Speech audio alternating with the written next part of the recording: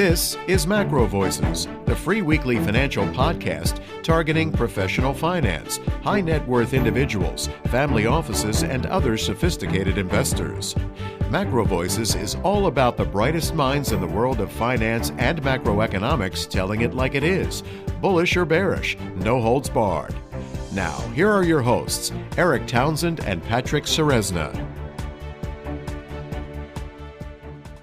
MacroVoices episode 409 was pre-recorded in mid-December to air on January 4th, 2024. I'm Eric Townsend. Happy New Year. Radiant Energy founder and pro-nuclear activist Mark Nelson returns as this week's feature interview guest for an extended-length holiday special on advanced nuclear energy technology and where it's headed. As I warned listeners on our December 21st show 2 weeks ago, Mark and I will be taking a deep dive on some fairly complex topics involving nuclear energy. So if you're not already knowledgeable on molten salt reactors, nuclear waste reprocessing, and small modular reactors, I recommend that you watch episodes 5, 6, and 7 of my free docuseries at www.energytransitioncrisis.org to get the background for this week's interview. I also encourage you to watch my brand new video comparing the merits of advanced small modular reactors to renewable energy, which you can find at energytransitioncrisis.org/SMR. My extended interview with Mark Nelson is coming up next.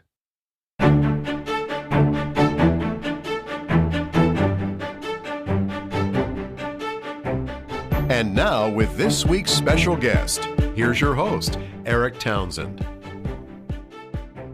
Joining me now is Radiant Energy founder Mark Nelson. Mark, you just returned from the COP28 conference in Dubai, where just a few years ago, Greta was considered the ultimate intellectual authority on climate change, and pro-nuclear guys like you were kind of persona non grata.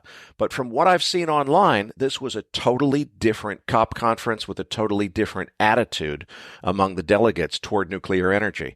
So please give us the lowdown on triple nuclear and the mood and attitude swing that's occurred there, and generally what your experience was with this climate conference as opposed to others that you've attended earlier in your experience as a pro-nuclear activist.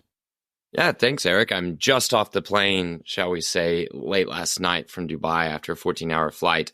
I've now been to COP, or Conference of Parties, 3 times. This is a conference of parties to the climate agreement signed at previous versions of these conferences. We're now on COP28. Some of these climate conferences have very famous names and agreements that come out of them. For example, the Kyoto Accords, that was at COP in, I believe, 1997 in Kyoto, Japan. And then the Paris Agreement in 2015 with most world leaders and a present to sign it. That was very famous in 2015. And then this year in 2023, we had the first global stocktake as demanded by the Paris Agreements, where we looked at all the carbon in the ground, all the carbon in the air, all the development left to be done, who has money, who needs money, and try to come to an agreement about what path to take in a real world with real emissions and real trade-offs and development. So 2023 here in Dubai was not unusual for being a COP physically powered by nuclear power plants. The UAE has a big plant down the coast at Baraka in Abu Dhabi, and I was lucky enough, extremely lucky, shall I say, to be able to visit it by helicopter. One of the coolest things I have ever done in my life. But Paris in 2015, Eric, that was a COP almost totally powered by nuclear electricity, where the host government itself was anti-nuclear and practically banned any discussion or presence of the nuclear industry or nuclear advocates at the event. So really, great question. What has changed in that massive cultural leap from 2015 to 2023, even though it's only been 8 years? Well, I think one of the big things is this. COP, or these global climate conferences, had a very unserious attitude towards energy. Now, I only go back 3 years, but hearing from people who were there before it, there was the climate science, the environmental activism, the social activism, but there was very little presence of hardcore energy discussion, energy reality. And I think it would have been almost impossible to have a COP presidency in the host nation of United Arab Emirates without a very serious, some people say too close of a connection to the realities of energy production, both fossil fuels and nuclear energy. So I will say that one of the big changes is that this host nation, unlike France in 2015, but probably like France would be if it had hosted this year, was extremely interested in nuclear energy for its own sustainable energy goals, for its own energy security. And I think that that meant that as long as the world was willing to step up, as long as countries around the world were willing to step up and meet the host nation, UAE, in talking about and agreeing about what to do in nuclear energy, there was going to be a big nuclear energy presence in the official inside world.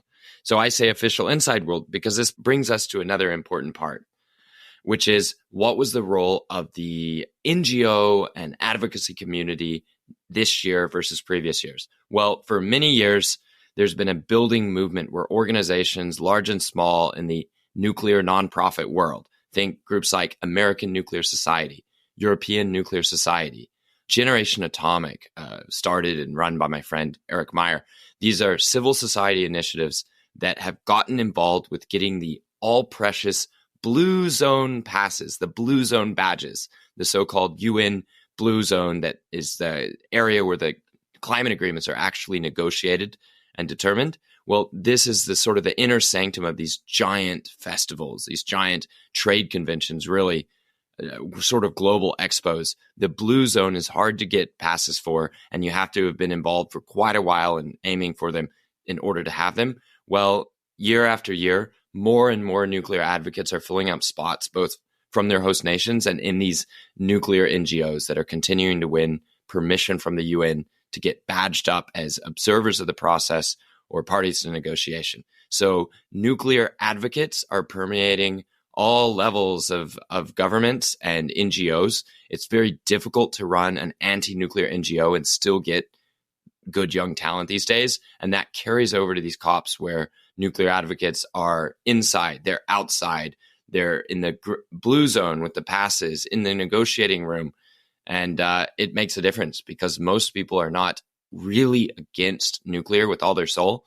And meeting multiple nuclear advocates of different ages, education levels, backgrounds, inside and outside the global nuclear industry really starts to wear people down if it's just a matter of ignorance or just a matter of fear of the sort of corporate unknown. And eventually they have that one really serious conversation with one of us that changes their minds.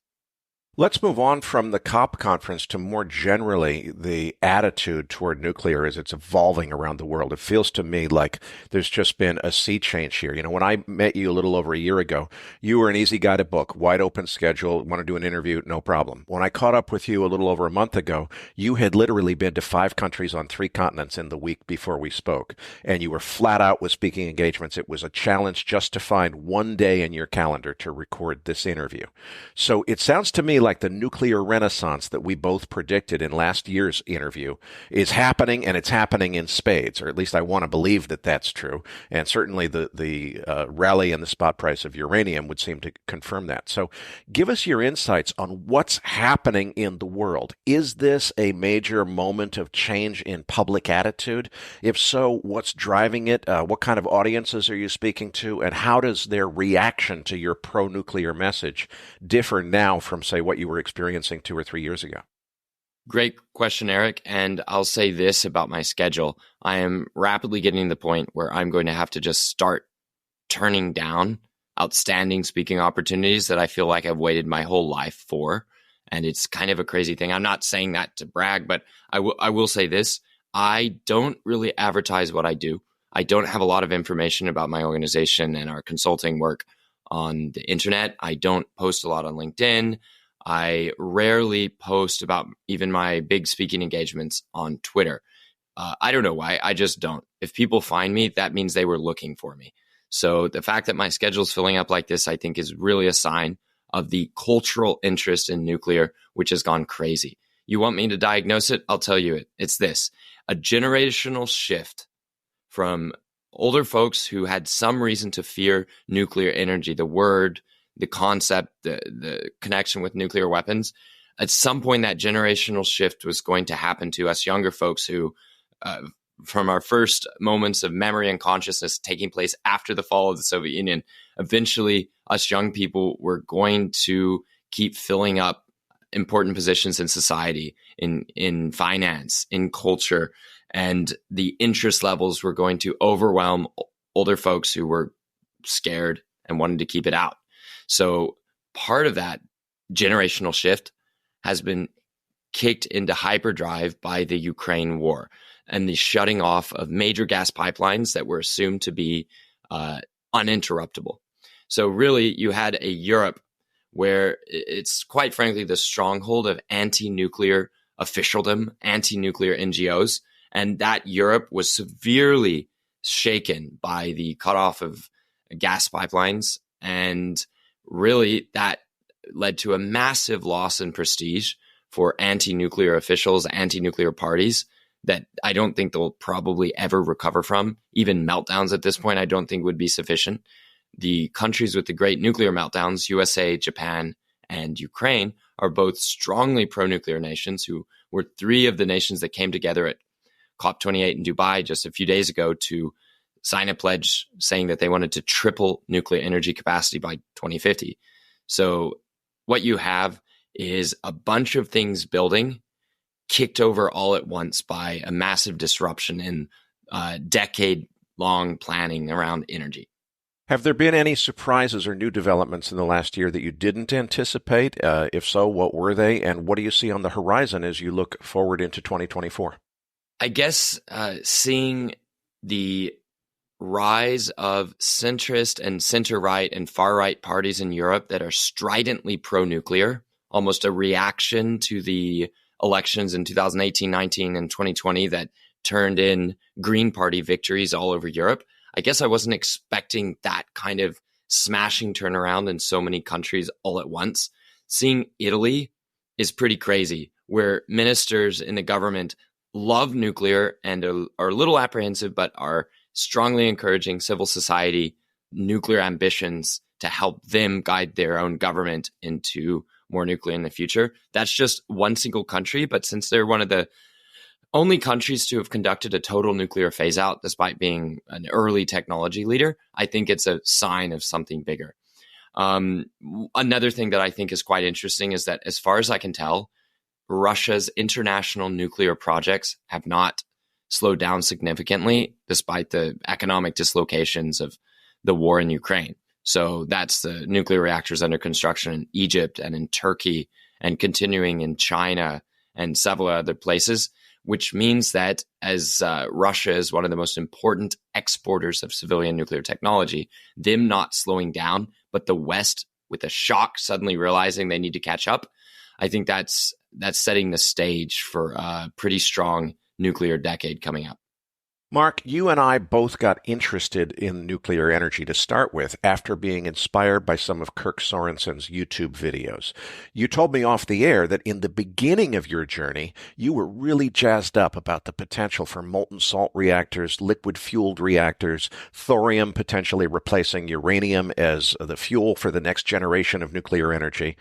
But then you went to nuclear engineering school to get your degree, and somehow during that journey, your views, I guess, changed, and you no longer feel quite as excited as you used to about some of the technologies that I guess I'm still excited about. You've been at this longer than I have, and you've got the degree that I don't have. So I'm still very much sold on Kirk's evangelism of molten salt in particular. So in this interview, I'd like to take a deep dive on what I think the most exciting nuclear technologies are, starting with molten salt reactors. Listeners, as I warned you a couple weeks ago, we are going to get fairly technical here. Please, if you want the background on this, watch episodes 5, 6, and 7 of my Energy Transition Crisis docuseries, which anybody can watch for free at energytransitioncrisis.org. That's where you're going to get the prerequisite knowledge of what we're talking about. What's a molten salt reactor? We're not going to start at those basics in this interview, so that's where to find it. Mark, electricity from nuclear energy was first demonstrated in a laboratory in 1951. By 1958, it just blows my mind, 65 years ago, they had already figured out that the big problems were going to be fuel rod meltdowns and hydrogen explosions. And in the case of pressurized water reactors, which have been the favored design now for decades, there's also the risk of core depressurizations resulting in the coolant flashing to radioactive steam. All of those risks were manifestations of the choice of water as the reactor core coolant. So in 1958, the U.S. government commissioned the molten salt reactor experiment, which began in 1960 at Oak Ridge, Tennessee. The purpose of that was to experiment with the use of molten salt rather than water as a reactor core coolant. They completed the construction of a molten salt reactor in 1964, turned it on in 65, ran it to 69. Maybe, Mark, I just drank too much of Kirk Sorensen's molten salt Kool-Aid, but I'm still sold on the idea that molten salt just seems like a profoundly better choice than water as a nuclear reactor core coolant. And I'm in the camp that resents the U.S. government's decision to cancel that program for what seems to me to be purely political reasons that I think undermined energy policy in the United States. You told me off the air that you really believed all those same things back before you went to nuclear engineering school and learned all about it. So I'm shaking in my boots. What am I missing? What did you learn that's changed your view about molten salt as what I thought was kind of a panacea of a replacement for water as a better core coolant? Yeah, Eric, I'd say this. There's a very famous quote from Admiral Hyman Rickover, who pioneered the United States nuclear Navy, and many people forget that he worked on two different major technical directions for his submarines. He wasn't just wed to pressurized water reactors. It's just that that was the program that worked extremely well, pretty much straight off the bat to meet his needs. He also worked on a sodium fast reactor designs. And while they worked and we commissioned a sub, they just weren't quite as good. So I'll say this. A giant variety of nuclear reactors and nuclear reactor technologies have been tried. Whether some of those would work better with full-scale national development programs, I think is without a doubt true. But the reason that the pressurized water reactor has spread around the world is that it operates extremely well over extremely long lifetimes once you get it built. So there's a question. Are countries continuing to switch to pressurized water reactors because of just the overwhelming weight of initial development? Or are they switching because the performance as built is just so much better than everything else that it's worth the downsides you mentioned? I think it's a little bit of both. But something to note about the molten salt reactor experiment, by the time they shut it down, a completely novel cracking induced by a surprising element was already starting to wear down parts all over the reactor. And it's become clear that if they had continued to operate, they would have had very severe issues they would have needed to fix. Furthermore, as we expand our knowledge of molten salt reactors, it's almost inevitable that we'll discover more downsides than upsides. Downsides we may be able to address with engineering, or breakthroughs in materials, but downsides nonetheless that dampen the advantages that we can see before we actually build and run the damn things. Now, we're quite lucky. The Chinese are going to figure some of this out for us, I think. They are they've just gotten permission to turn on and have started, I believe they've started up their molten salt reactor experiment out in Gansu province, out in the Gobi Desert. So what this is a very, very small, a few megawatts thermal reactor. So like a few thousand hair dryers in heat, if I'm going to compare it that way. And they're going to help us rediscover a lot of the same features that we discovered, both good and bad, in the molten salt reactor experiment that you described from 1965 to 1969. But this tellurium is an element that was formed in several decay chains, and it turns out that it induced intragranular cracking in a lot of the parts of the reactor. Now, again, like I said, it might be we figure out ways to solve that, but when you're creating a solvent matrix of all the different fission products that can come out of fission reactions, and they don't stay in one single fuel pellet being weird to each other, but they spread throughout your reactor core with this fluoride salt that dissolves almost everything, I think that you're going to have very odd, very surprising, and almost universally negative findings when you're scratching at the edge of the unknown. Now, it doesn't mean these reactors can't work. It just means that as we build them to commercial size, as we try to expand them, almost certainly we're going to create these surprising downsides that we have to fix, sometimes expensively. Something I would mention is that a number of the advantages that people talk about with, say, molten salt reactor are advantages of, say, the high temperatures. Well, over in the UK, the Brits operate reactors with higher thermal efficiency that are these gas reactors. They're not as hot as some of the designs proposed. They're not as hot as the gas reactors the Chinese have just turned on at Shidao Bay, but they are still more efficient than our reactors. And you look at it and you think, okay, the Brits had gas reactors that really wouldn't melt down the same way. They have a lot of safety advantages over ours, if you want to look at it that way.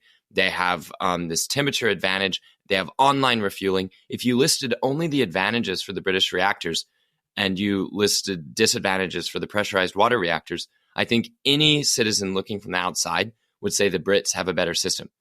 But even by the mid-1980s, it was becoming clear that the Brits did not have a better system. And this is with these gas reactors having a run of outstanding performance that made them the leading nuclear fleet in the world briefly in the early 2000s.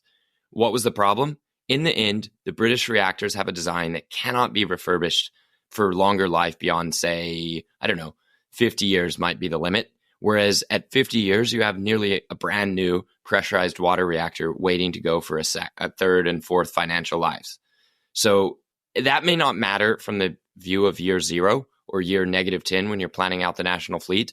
It definitely matters if you're Britain and you've gotten all the way up to 2023. You do not have replacement reactors ready to go.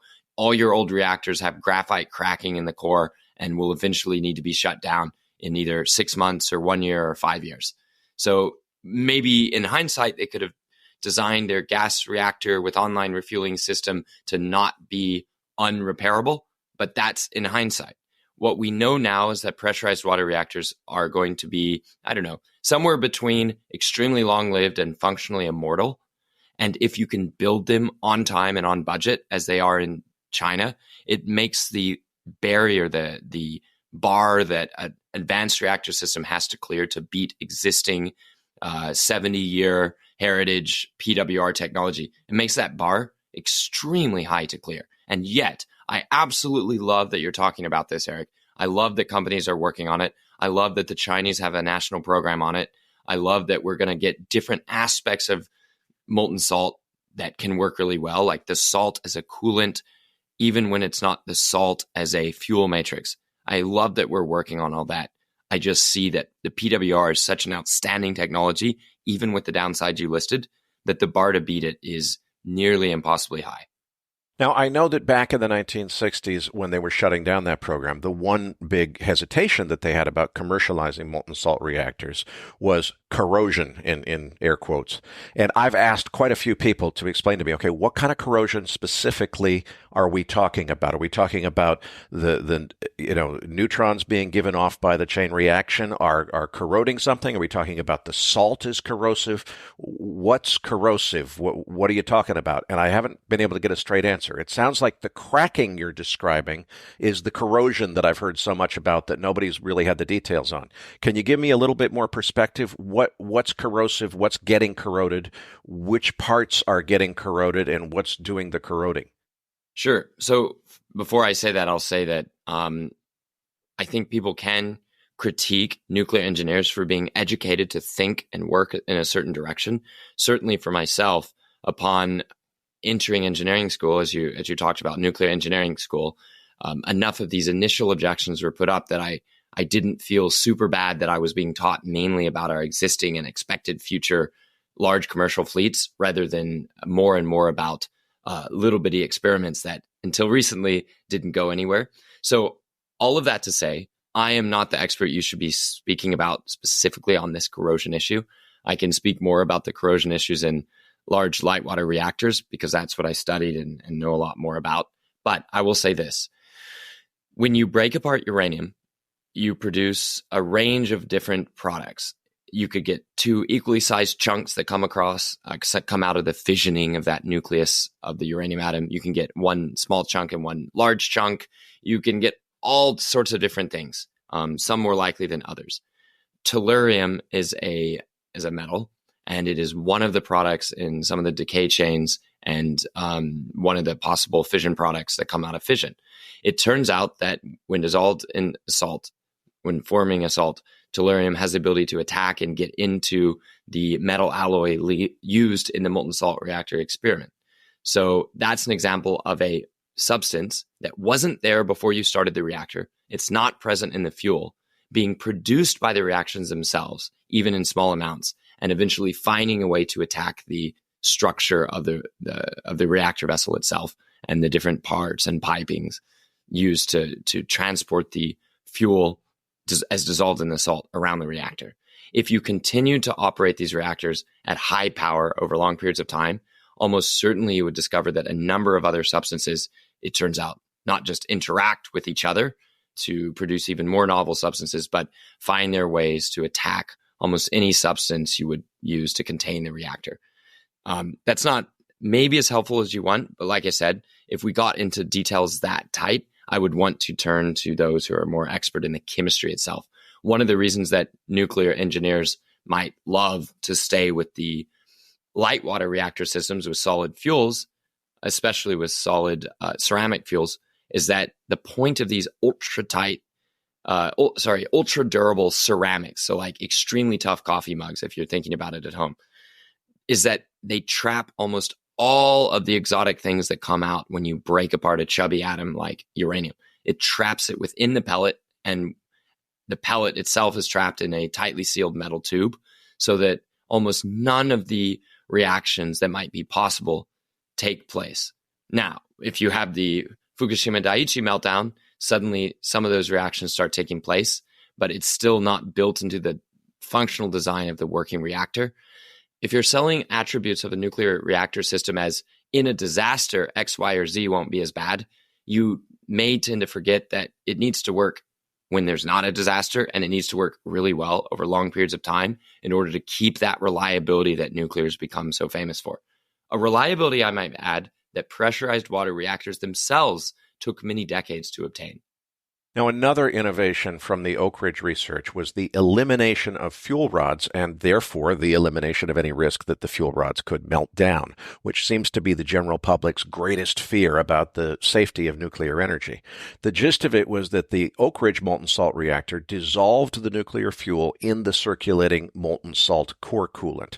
The nuclear fission chain reaction occurs when the salt passes over a graphite moderator, but it could easily be stopped by simply draining the fuel salt by gravity out of the core section where the moderating graphite was located.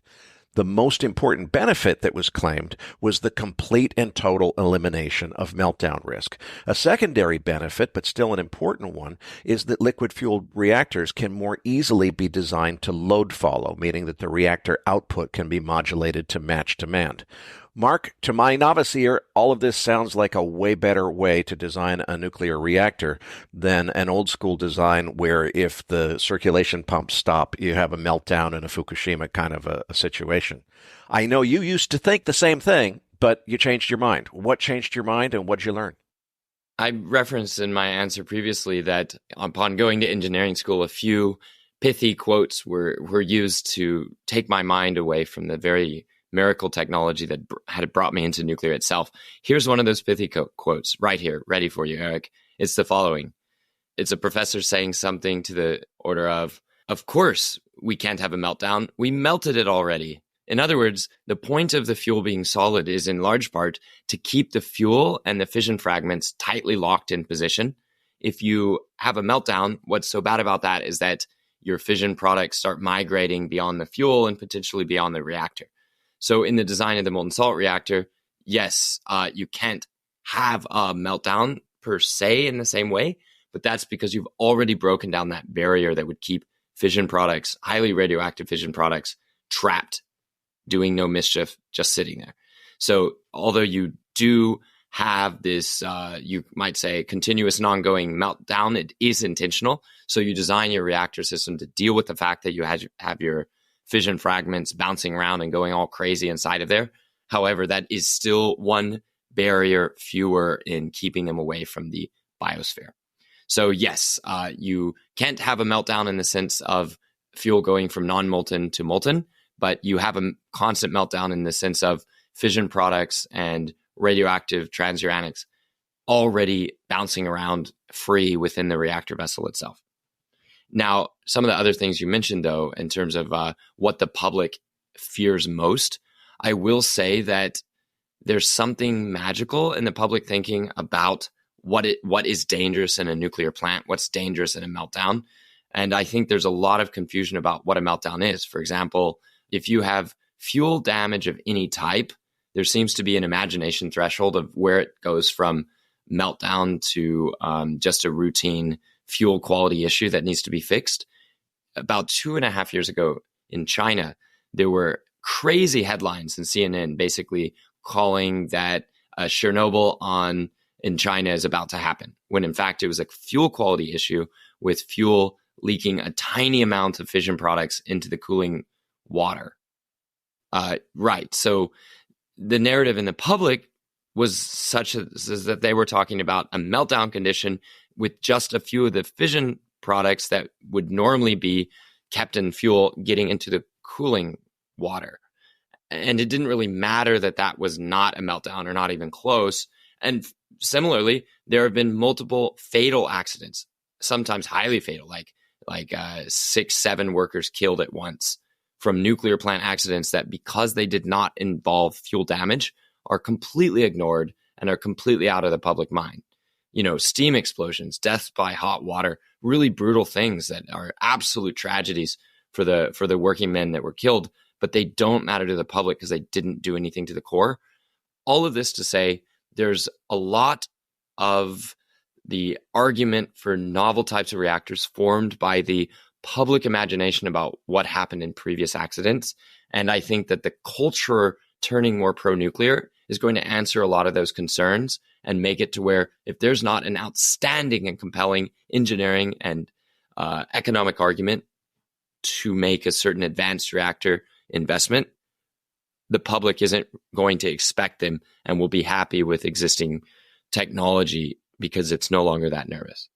When you mentioned the high efficiency, I think that's an example of something you do indeed get from high temperature reactors that would be an outstanding and compelling part of decarbonizing heat in industry, or even just providing it at secure costs once you build the reactor. I think that's really cool. And all high temperatures are harder engineering problems than low temperatures. It's just a fact. High temperatures are harder engineering than low temperatures. Almost all higher temperature reactors to date have achieved uptimes of significantly less than the best pressurized water reactors and heavy water reactors and boiling water reactors to date. Do I think that that's inevitable? No, but it's a great difficulty that stopped the nuclear capable nations like Russia and China from plowing ahead most of their investment in novel technologies. Even if they could control all the IP and control the supply chain, they've tended to choose the PWR for its astounding dependability. Mark, the next topic is thorium as a replacement for uranium as reactor fuel. Now, on this one, I'm going to be the first to agree with you that thorium has taken on this cult following on the internet, and some of the things that some of the people on the internet say about thorium being the solution to all known problems to mankind is total nonsense. But with that disclaimer in place, I'm still sold on thorium having a lot of benefits, and I think more than it's been given credit for. Specifically, the primary benefits that I see are around weapons proliferation and waste disposal. Starting with weapons proliferation, a thermal spectrum thorium breeder reactor only needs a tiny, tiny little dose of Kickstarter fuel, which could be either LEU or MOX fuel in a waste-burning design. But my point is, the operator never needs to possess more than a tiny amount of enriched uranium or MOX fuel, and not enough that you could ever, try to repurpose it to do anything nefarious with it. After that, they can run it entirely on thorium, where there is no requirement for enrichment. So it seems to me you can have a whole national program without ever owning a centrifuge. You just get a little bit of MOX fuel for your Kickstarter fuel, and maybe that's something that's carefully regulated by the IAEA or something, so that everybody else in the nuclear community knows how much of that Kickstarter fuel you've got and what you're doing with it, and then you manage your own uranium process. So It seems to me like there's a big advantage there. The other advantage is with respect to nuclear waste disposal, although I do agree with you that nuclear waste is not nearly as big of a problem as people perceive it to be. The point is people do perceive it to be a big problem, and I think we have to focus on perception being, in some cases, even more important than reality. Thorium reduces the waste storage horizon from 100,000 years to like 300 years. It seems to me like that's a really effective way to antidote the public's perceived preoccupation with nuclear waste disposal. So what am I missing in the thorium story? Right. So I agree with you that thorium has taken on mythical proportions online. I think that a lot of people who have genuine positive optimism for the human species, positive optimism for what we can do to live well together on a finite planet, like to think of thorium as unlocking this potential. I know that thorium is a critical part of what people typically describe when they say a molten salt reactor or advanced nuclear. There's a bunch of technologies that are all thrown in a jumble, and somewhere between high temperatures or low pressure operation or breeding or conversion, there's all these features of which only some are being proposed for most of the advanced reactors, and that's often for good engineering reason. All of these features together end up bearing a very heavy burden for a bunch of social ideals and optimist visions of technology and humanity. I will say this about thorium. I do think that some very serious nuclear people perhaps underplay thorium after having to deal with so much over-optimism about thorium. One of the companies that I work with has a very compelling vision, in my opinion, or I wouldn't be working with them, to put thorium to use in reactors very soon. But ironically, because it's not a revolutionary technology, it's an evolutionary technology that'll probably make a very good business, a bunch of thorium reactor people are not as excited as they should be about a thorium technology entering the market in near term. So what this company, Clean Core Thorium Energy, is proposing is taking one of the existing major families of reactors, heavy water reactors, as used in Canada and India and a few other plants in Romania, Korea, China, Pakistan, and Argentina. They're proposing taking the standard unenriched uranium fuel that these reactors run on, and then simply putting in mostly thorium with some high assay, low enriched uranium, that is uranium enriched above 5%, lower than 20%, spiked into the fuel, and then having that increase the performance of the reactor system in ways that are worth money to both the fuel manufacturer and the operator of the reactor. So when I propose this technology as an answer to the when is thorium going to give us these advantages, these proliferation advantages, perhaps the economic advantages, when I proposed this last year at a thorium conference in Albuquerque, I had a few angry responses from people who wanted the full revolution of humanity that they feel is offered by using thorium energy. And they seemed quite upset that we could actually use thorium in the near term for mild but real economic advantages that could be made into a strong and continuing business. I thought that was very interesting in revealing the heavy revolutionary burdens that people are putting on thorium. When you mention the proliferation aspects, I'd say this. A country needing and wanting energy security, a country having the intellectual independence to develop a nuclear program, even if they get started by working with another country, both of those things put a country far along to the nuclear defense path without doing a single thing against the rules about nuclear energy materials. So I'm not saying that nuclear energy itself is going to cause proliferation, just the same impulses and state capacity that would lead to a functional nuclear energy program, whether based on uranium and thorium, puts you into the realm of nations capable of having nuclear defense. And vice versa. I might mention that there are countries out there getting aspects of nuclear defense, whether like North Korea, the bomb, or Australia, nuclear submarines, that don't actually have nuclear power. And so the story around using thorium for extremely specific control of the nuclear fuel cycle, I don't know if that's going to end up being the case. You certainly need some of the spicy stuff to get a thorium fuel cycle running.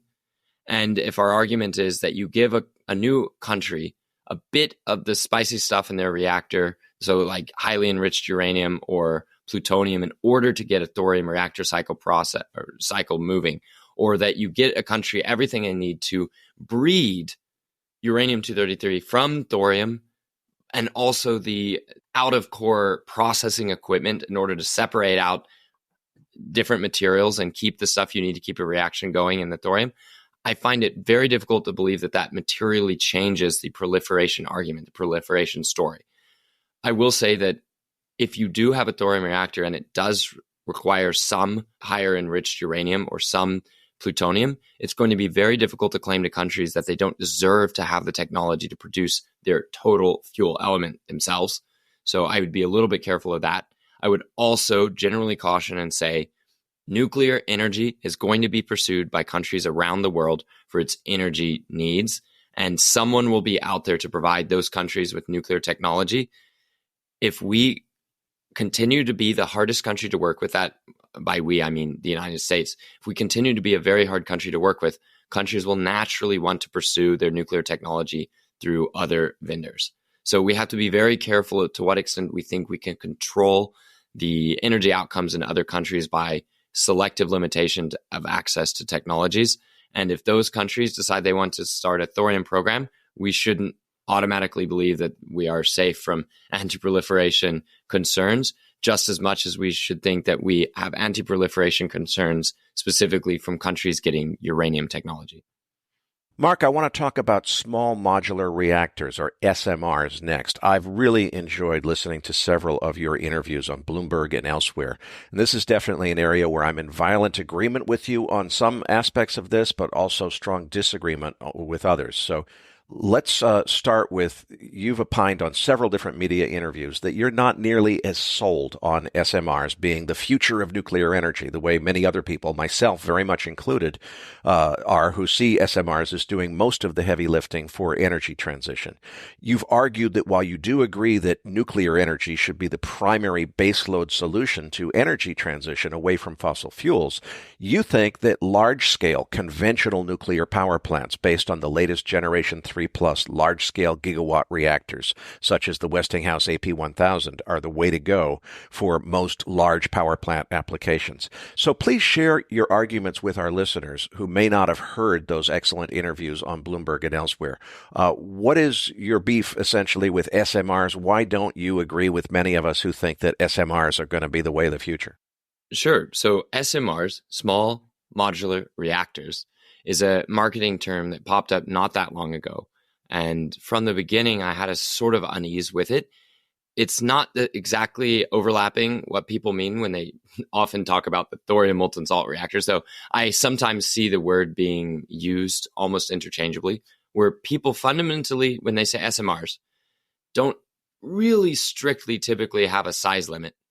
They don't necessarily mean modular in the construction sense. But they definitely mean reactors. So that's one of three. I think I can agree. They're reactors always, so that's good. Typically, modern full-scale nuclear reactors are about 1,000 megawatts on up to 1,750 megawatts. That's the size of a modern full-scale reactor. Different definitions of SMRs by size are out there. They are typically 300 megawatts and below, with reactors 10 megawatts electric and below, sometimes being called micro reactors. Right. So if we have 10 megawatts on up to 300 megawatts, that's what most people are calling SMRs, although there's certainly the Rolls-Royce SMR being proposed by the maker of the British submarine reactors that is 470 megawatts. At some point, I got tired of all this and I just started having fun. I now call everything an SMR, Eric. So if an SMR is out there that's, say, 1 gigawatt, so 3 times bigger than the normal definition, I simply call it an SMR-L or SMR large, or I sometimes call it a large modular reactor if the reactor is built with modular construction techniques. We could call the medium-sized ones MMR, medium modular reactor, but that acronym is already taken by the measles, mumps, and rubella vaccine for children. So I think I'm going to leave MMR alone and just go with SMR, L, and LMR. So one of the reasons I'm making this joke is because I just think of a story I share meeting an experienced General Electric Hitachi nuclear engineer in a bar in Tallinn, Estonia, when we were both there for a conference last year. And I'm talking to this General Electric guy, and he's describing his experience as a young man working on the Kashiwazaki Kariwa Units 6 and 7 project in Japan. These are 1,300 megawatt General Electric advanced boiling water reactors, ABWRs. And what's astonishing about these things, 1,300 megawatts, is that under the official timeline that the IAEA has for reactor construction, they were built in 36 months from the first concrete poured under the reactor vessel all the way to initial criticality. So that means nuclear reaction starting in the core. Then it was only 48 months total. So 1 year later, when the reactor was certified as entering full commercial operation. So you have 36-month construction timeline for 1,300 megawatts. That is astonishing. And it happened in the 90s with an American-designed reactor. So I asked this engineer in this bar in Estonia, I said, okay, so how did you build it that fast? And they said, easy. It was modular construction. So I'm thinking, wow, you really don't hear people talking about the modularity of large reactors much. And then I asked him, why did you guys change the design then? If you had a design you could build in 36 months on an existing nuclear site, why did you change the design? And I quote to you, no shit. He said, oh, to make it simpler. And we haven't built anything in that time span since, even though China is now approaching it with some of their Western designs. Their AP1000 reactors by Westinghouse that China is building, they are on, and I quote, 40-month construction timelines, about a third to a half into the project. I heard that from Westinghouse engineers themselves in a visit to their offices in Pennsylvania only a few weeks ago, and I was blown away. So what we're talking about when we say SMRs is the idea that something between the reactor itself would be a module, or the plant itself would be made with modules. Typically what people mean is they imagine the whole reactor system coming on a truck or a barge or something and being just put onto site. One of the reasons that the NuScale projects have had such a troubled development, and NuScale being the most prominent and famous SMR technology. I mean, heck, Eric, it even uses the stock ticker SMR in case you missed it. Well, the actual giant plant itself for putting these reactor modules in was an immense construction problem, requiring immense amounts of skilled labor to build. So you have to ask yourself, if the reactor is a module, but the plant is a massive construction project, then you've got to set up your factory to make a novel reactor type anyway. But then each one doesn't make that much power, and you have to build a giant facility to put them all in. You start to wonder what the actual claim was. Now, some people go all the way and they talk about, micro reactors, so under 10 megawatts, that you can truck to site in one shipping container, or maybe 3 or 4 put together.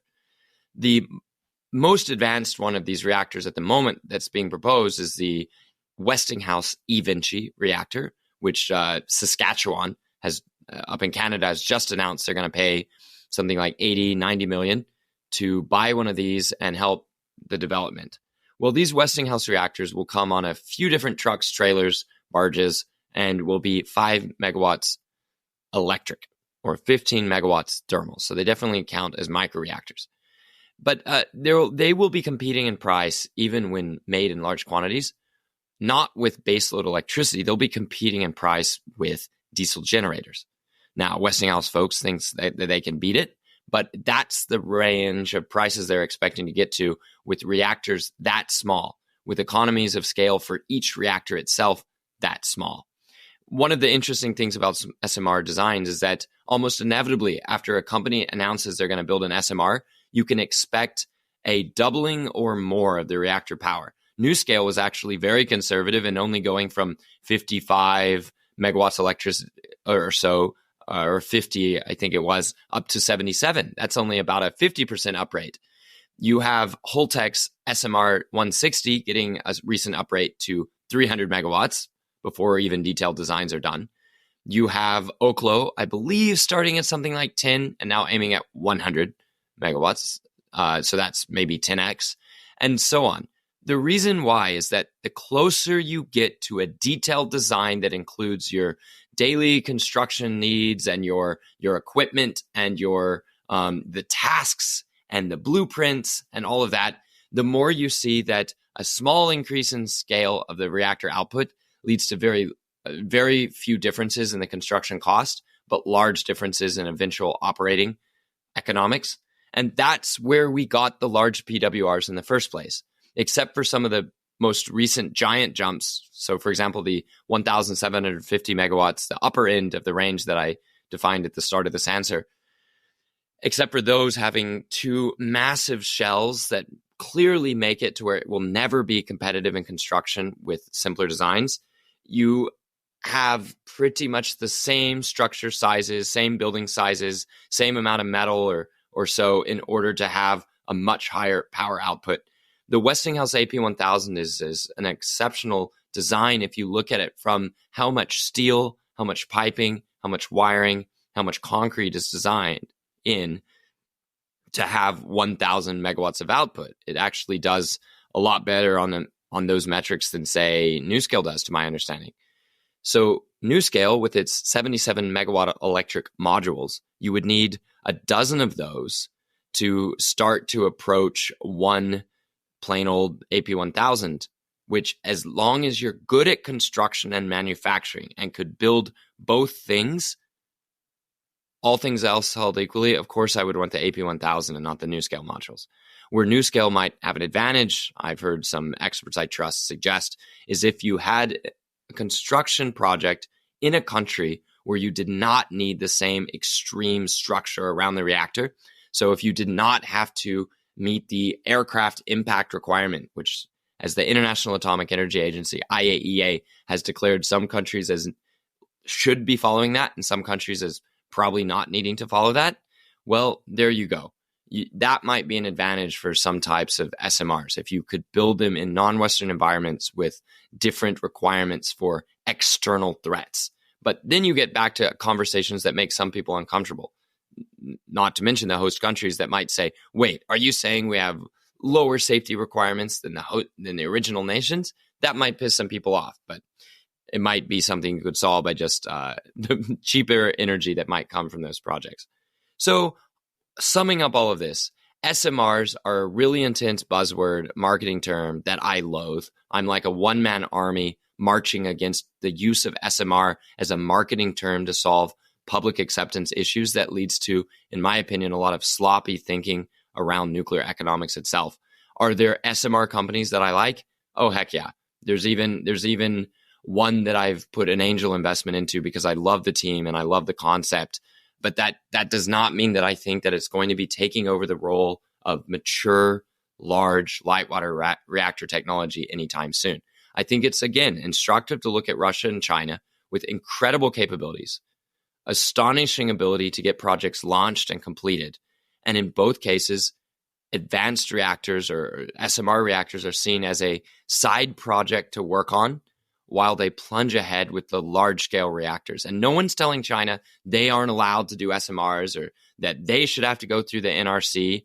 And for what it's worth, I do not think the Nuclear Regulatory Commission is as big of a barrier or as problematic as many people assume. And I think that to assume that you can't have a nuclear renaissance until you seriously degrade or remove the NRC, I don't think that's a good argument that'll bring capital into nuclear projects itself. That's a side quest. Maybe we'll get to that later in a future episode, Eric. I think that China is showing that when they have freedom to choose to build whatever they want, they are finding excellent returns building American-style reactors over and over with experienced work crews. Mark, you make several excellent arguments there, and I'm in violent agreement with many of them, most of them, in fact. So let's start with what we agree on. SMR has become, or has always been, a marketing term that doesn't specifically mean much of anything. I think a lot of the SMR designs that have been proposed are not particularly small, and they're not at all modular. And I would go so far as to say that, in my opinion, most of the entrepreneurial entrepreneurs and companies that are introducing SMR designs are missing the point completely on modularity and why it is or should be so important. I would also agree with you that, something like NuScale, I've made the joke before that, the most innovative, creative, forward-looking thing that NuScale has done as a company on advanced nuclear technology was obtaining the ticker symbol SMR on the New York Stock Exchange. That was a really good move for them. As far as their reactor design, it's an old school pressurized water reactor on paper. They haven't built anything yet, and it is not particularly modular. It's not particularly small, and it requires a whole bunch of bespoke on-site construction to occur. So it's going to be expensive to install and build. What I would like to do now, though, is explain why I have a vision for how at least the very, very small part of the SMR industry that's actually focusing on modularity, I think is going to be responsible for completely obviating the need for the large-scale reactors that you favor. And maybe I'm just missing something here, but I'd like to talk you through the way I see this and get your critique and feedback on my approach. And listeners, I also have a video that will go into much more detail on what I'm about to go over with Mark that should have been published at energytransitioncrisis.org/SMR by the time that you listen to this episode. So Mark, referring to page 2 on the slide deck, the problem with conventional nuclear is it costs too much and takes too long. And I'll be the first. Something else I agree with you on, this levelized cost of electricity thing that's in. Liars figure and figures lie. Everybody's got their own numbers for nuclear. But the point is, it costs more by the time you spend, in many cases, upwards of 7 years building a large-scale nuclear power plant. By the time that you spread that cost into the cost of electricity, it costs more than electricity from coal and gas. My argument is we need to make electricity from nuclear cost less than electricity from coal and gas. And I think SMRs, interpreted the correct way, is exactly what can get us there. Moving on to page 3 on the slide deck, I also agree with you that what we need is gigawatt power plants, not megawatt power plants, in order to solve energy transition. So this whole idea that most of the SMR industry seems to be focusing on, of small community reactors, I just don't think it's viable. Under current rules, you would need armed guards around these small community reactors, and the economies of scale just don't work for that. So I don't really think this micro-reactor trend has a lot of application. Maybe something like in a mine, in a remote place where you need to get electricity in to run the mining equipment, it would make sense. But I don't think it's a big part of the energy transition solution. The vision that I have for the future, moving on to page 4, is small modular reactors that are actually modular, built-in modules the size and in the form factor of standard 40-foot shipping containers. So you have small modular reactors that are contained inside of a shipping container. Moving on to page 5, zooming out on this same picture, the way you build a gigawatt power plant is to gang together 25 of these reactor modules. These are each 100 megawatt thermal modules based on a 40% thermal efficiency of using steam turbines to convert that thermal energy to electricity. We need 2.5 gigawatts of thermal energy to get 1 gigawatt of electricity out, so you need 2,500 megawatt reactor modules. They all sit in a building which does not have to be built to nuclear construction standards. Those tubes that the reactor modules are contained in address the airplane impact requirement, and they also provide a containment if there was some kind of natural disaster, earthquake, tsunami, or something. They would contain those reactor modules and make sure that nothing ever leaks out of them. One of the advantages there is in terms of decommissioning cost, which contributes significantly to the cost of nuclear electricity. That building doesn't have to be decommissioned and treated as low-level nuclear waste. So you develop your gigawatt power plant out of a bunch of modules. Well, why in the world would it be better to build a gigawatt power plant out of 25 separate nuclear reactors instead of one big one? The answer is on page 6, because you could mass produce those reactor modules on fully robotic assembly lines with state-of-the-art quality control, with all of the test and inspection and everything occurring robotically. produce them on those mass production assembly lines in order to bring the cost down dramatically. If you were to build a modern automobile designed to your own personal specifications and custom build just one of them, it would cost several $1,000,000. But if you buy a car off a lot that comes off of a production line, it's a much different cost equation. So my answer to how we're going to solve energy transition is building gigawatt power plants out of Lego blocks, out of 100 megawatt thermal reactors, which fit in the form factor of shipping containers. If you wanted to replace all of the energy that we now derive from fossil fuels worldwide, which according to the Our World in Data series is about 137,000 terawatt hours of energy, and that's from coal, oil, and natural gas, you would need about 217,000 100 megawatt thermal reactor modules in order to completely replace all of the energy we get from fossil fuels today. And my vision of the future is doing exactly that, building 217,000 100 megawatt thermal reactor modules in the form factor of shipping containers, so you can use the existing container ship-based logistics infrastructure that the world already has to ship these things to wherever they're needed and build modular nuclear power plants that are just a completely different approach to building a nuclear power plant. And I contend that we could eventually build those in 7 to 10 months instead of 7 to 10 years. So I think less than a year to build a nuclear power plant when all the nuclear reactors came off of an assembly line. Okay, so if this is as great as I say it is, how come nobody's doing it? Moving on to slide 8 now.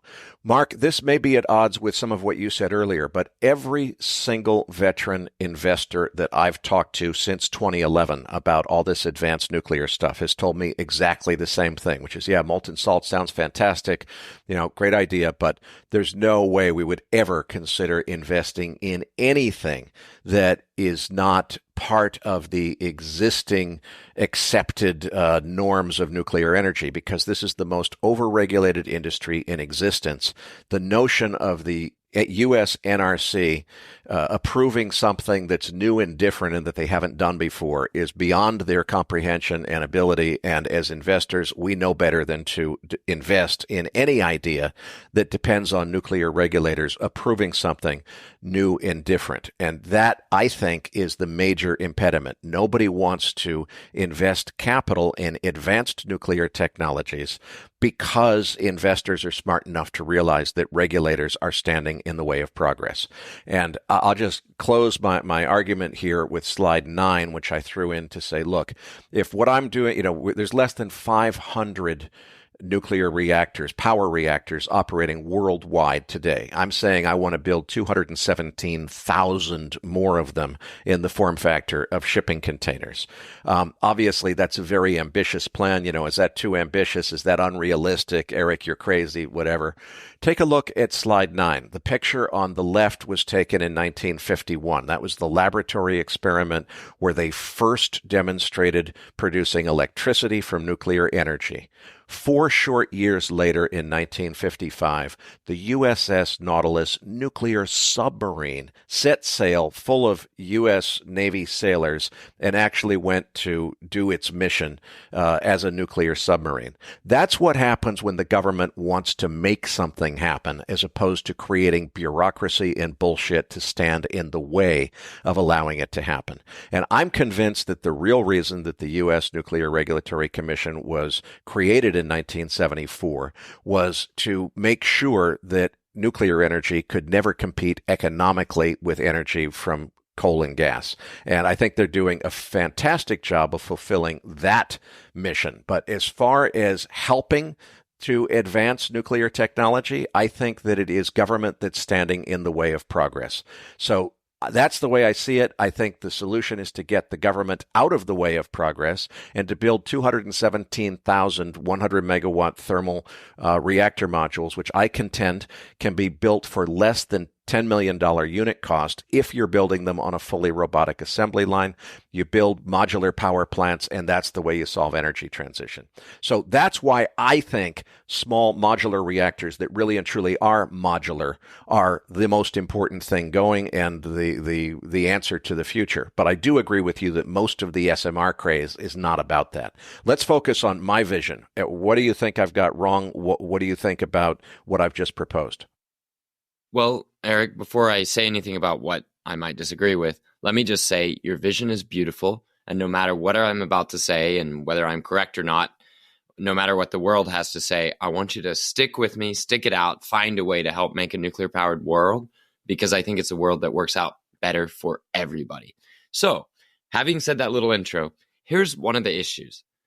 I checked in with a sort of, you might call it my council of experts, people who work mostly inside the existing nuclear industry, but also the advanced nuclear industry. And I've worked at several different companies and have deep archival knowledge about all the different things the world has experimented with in nuclear. And I asked them, what is the size of reactor they expect to eventually see within a shipping container? And one of the points somebody made is that the largest reactor we've ever seen, the size of a shipping container, so that would meet your form factor to date, is actually 1 megawatt thermal, not 100. So the reason why this is quite important is, although we might be able to bump that up a little bit more, even that reactor required humans to stay really far away from it because of radiation and shielding issues. And as you start to add shielding, just to make sure your nuclear reactor is safe to be near or work around, like on these submarines that you cited, you start to rapidly make it not a shipping container reactor. Now, the reactor vessel in some of the most powerful nuclear reactors that have ever existed is barely larger than a shipping container. It's just installed in a very large plant built around it to deal with that sort of extreme power density. So, with that said, we're not going to get 100 megawatts thermal ever, in my opinion, out of something the size of a shipping container. We might at best do a few megawatts thermal in a commercial way, but much more likely we're going to have either much bigger than a shipping container, multiple shipping container sized units, installation at the site in constructed structures. All of these things are going to happen to get above even a few megawatts thermal. So there's the first little thing I would complain about with the vision.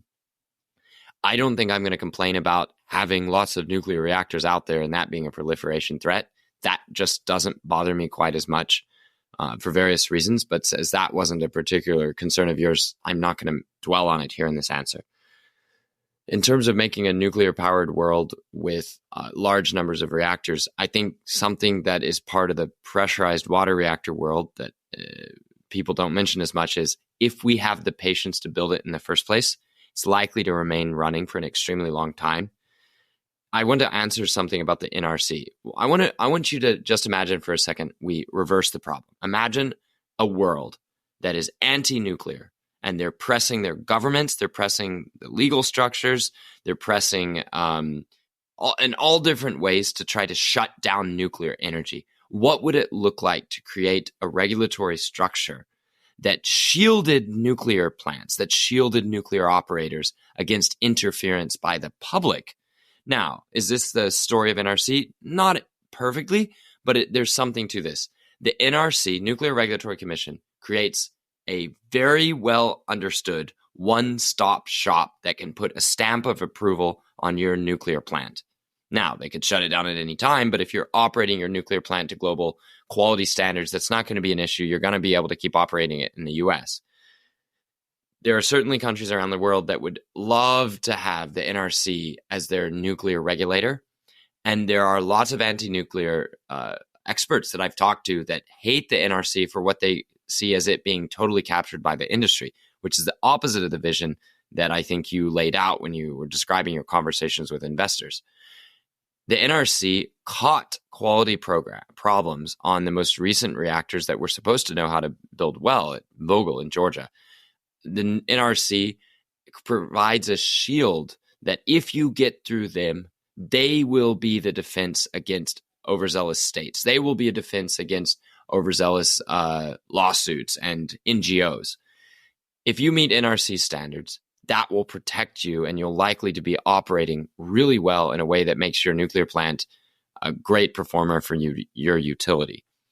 Although it's possible that the NRC is slowing things down that would go faster otherwise, it's absolutely possible that going faster and breaking things could lead to a retraction of social license that would produce an entity like the NRC, or worse, shut down the nuclear reactor project entirely before our nuclear renaissance and sort of call it the nuclear libertarian world actually comes to fruition.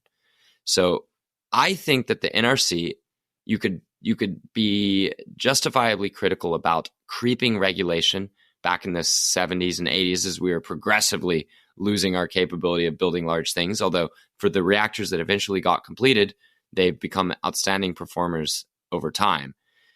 I would say that until we have a tried, tested, fully blueprinted and supply chain proofed design available, like the AP1000 is now, if we get the supply chain ready to roll again, and we have the NRC that's stable, is not changing rules, knows how to regulate, knows how to license that particular design, and we combine that with some experienced management in the nuclear project and eager capital wanting to give nuclear a try, I think that will show that some of the criticisms of the NRC are perhaps unfounded. I know that I've heard more NRC from some companies that have struggled with the novelty of their design, and this is an issue of novelty of design as much as it is of the NRC being a stick in the mud. Nuclear reactor innovation is not going appreciably faster in other places, even ones putting hundreds of millions of dollars of state money behind reactor development. If there starts to be some insane gap between extraordinary technology in China and Russia and the technology we have here, obviously it'll be a little bit too late in some people's eyes to revisit that. But I just think that a lot of the complaints of the NRC come from companies overpromising without the experience to actually deliver their project, at least not as envisioned. And as they're running into problems, the NRC is a very popular punching bag now. I share concerns with some of the smartest friends of mine in nuclear that say that if we damage the NRC's predictability by inducing changes in it, if we declare to investors that we could never invest in new nuclear until the NRC is changed, then we're putting up barriers in the way of nuclear that don't have to be there. I think that the pressure on the NRC to be as open-minded as possible, as fast as possible, I think that's great. I think it must be noted that the NRC has never rejected a license application for extension of life of our reactors today. I know that's not the same as licensing new reactors, but the problem that NuScale had, I do not believe are actually truly connected to the NRC existing. The Chinese put several $100 million of investment and something like 12 years into their molten salt reactor experiment in the desert. This is like a few megawatts thermal, right? Is that because they have the NRC? No. In fact, their regulator, and as many regulators around the world, are sometimes more conservative than ours. I know that there were major and expensive design corrections that were ordered on the French EPR design after it went through the British regulator compared to when it went through the American regulator. And the British regulator has fewer employees, has a more expansive philosophy of licensing advanced designs. I know this because I studied it for my master's thesis in grad school over in the UK at Cambridge. And yet that hasn't led to the UK being some hotbed of nuclear innovation. Now we can spread and say, oh, well, the British regulators are bad too. At that point, I think the argument gets a little thin. And although maybe if I were today working at Advanced Reactor Company and I were today struggling with endless back and forth between the NRC and myself, maybe I would have a more critical view. But sort of being on the outside right now of both existing industry and of the advanced nuclear companies, and as a very small investor in an advanced nuclear company that I really want to succeed, I think I'm coming down on the side of the NRC as a flawed but necessary and mostly nuclear positive way to ensure that social license is retained. And if there's any blips in social acceptance, it will not have the ability to threaten or derail existing operated plants as long as they meet existing NRC rules. I want to save some of the discussion of nuclear regulation for a little bit later because I'm planning to come back to that anyway. But let's go back to the viability of the vision because I want to focus on what you said about the limitations of what's possible in the form factor of a shipping container. First of all, I don't have the technical expertise to have any qualified personal opinion one way or the other on this. The guys at Copenhagen Atomics tell me that they can fit 100 megawatts thermal into a shipping container. They seem like smart guys, but yeah, that's what I go on. Let's assume that they're wrong and that it's not really possible to do that. It doesn't really change my view about the reasons why I think the vision that I've described, at least in its fundamental concept, is still valid. And let's say that in order to get 100 megawatts thermal, it's not one shipping container, but it's 5 shipping containers or it's 10 shipping containers. The point that I'm making is I think we're at an unprecedented moment in history where there is a very strong movement afoot between climate change and peak cheap oil really starting to put pressure on the price of petroleum derived energy, where the world is ready to do a complete refit of the entire planet to a new energy system. That's a circumstance we've never had before. And it creates the opportunity, in my mind, to take things that used to be bespoke custom construction on site and put them into fully robotic mass production assembly lines in factories. So if it turns out that the Copenhagen Atomics guys are wrong and they fail at their attempt to put 100 megawatts into a shipping container, and it really takes 10 shipping containers to build a 100 megawatt reactor, my argument would be, okay, as long as we can still build those 10 shipping containers or those 10 shipping container sized modules in fully robotic mass production assembly lines in factories and then ship them all over the world using the existing container ship-based infrastructure, then I think we can still build modular power plants in less than a year as opposed to 7+ years for conventional nuclear. Maybe it's more shipping containers than I thought because of what you said, but I think the vision is still valid, and the opportunity that exists is to take what you already said earlier about the modularity of how most large-scale nuclear power plants are made and say, let's not talk about modularity in the sense of you've got teams at Westinghouse that are building AP1000 modules by hand, but you've got a factory which is mass producing all of those modules on fully robotic assembly lines in the volumes that we need to build what would eventually be about 3,200 gigawatt power plants with an average electric capacity of 2 gigawatts each worldwide over the next 25 years.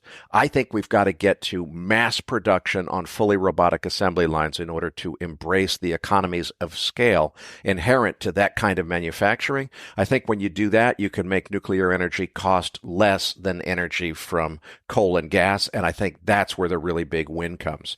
What do you think of that version of the strategy? Well, Eric, there's a lot of metaphors used in manufacturing of X versus nuclear, or building of Y versus nuclear plants.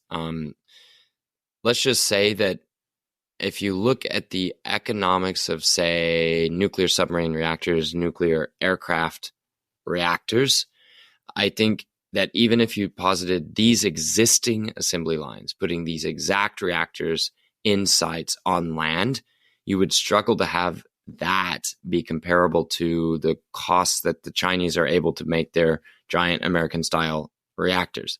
And what the Chinese are building nuclear power plants for prices that are competitive with their coal plants and certainly competitive with their natural gas plants before they have a giant supply of gas, pipeline gas, to be able to lower that cost. So the natural gas plants themselves have achieved something like what you're describing. And even then, in many countries, natural gas power plants are struggling to make money for various reasons. So you have a really interesting situation where if you want to, you can use the analogy, let's have nuclear that's as good as natural gas power plants. And for various reasons, the natural gas power plants are also struggling to make money in electricity. So what this means to me, what I just said, is that even if you get the metaphor right and get your manufacturing right, it doesn't guarantee the outcome you're looking for with an energy revolution.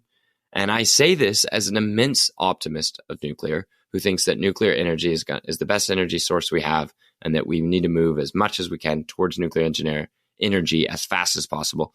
And that's what I've dedicated my life to.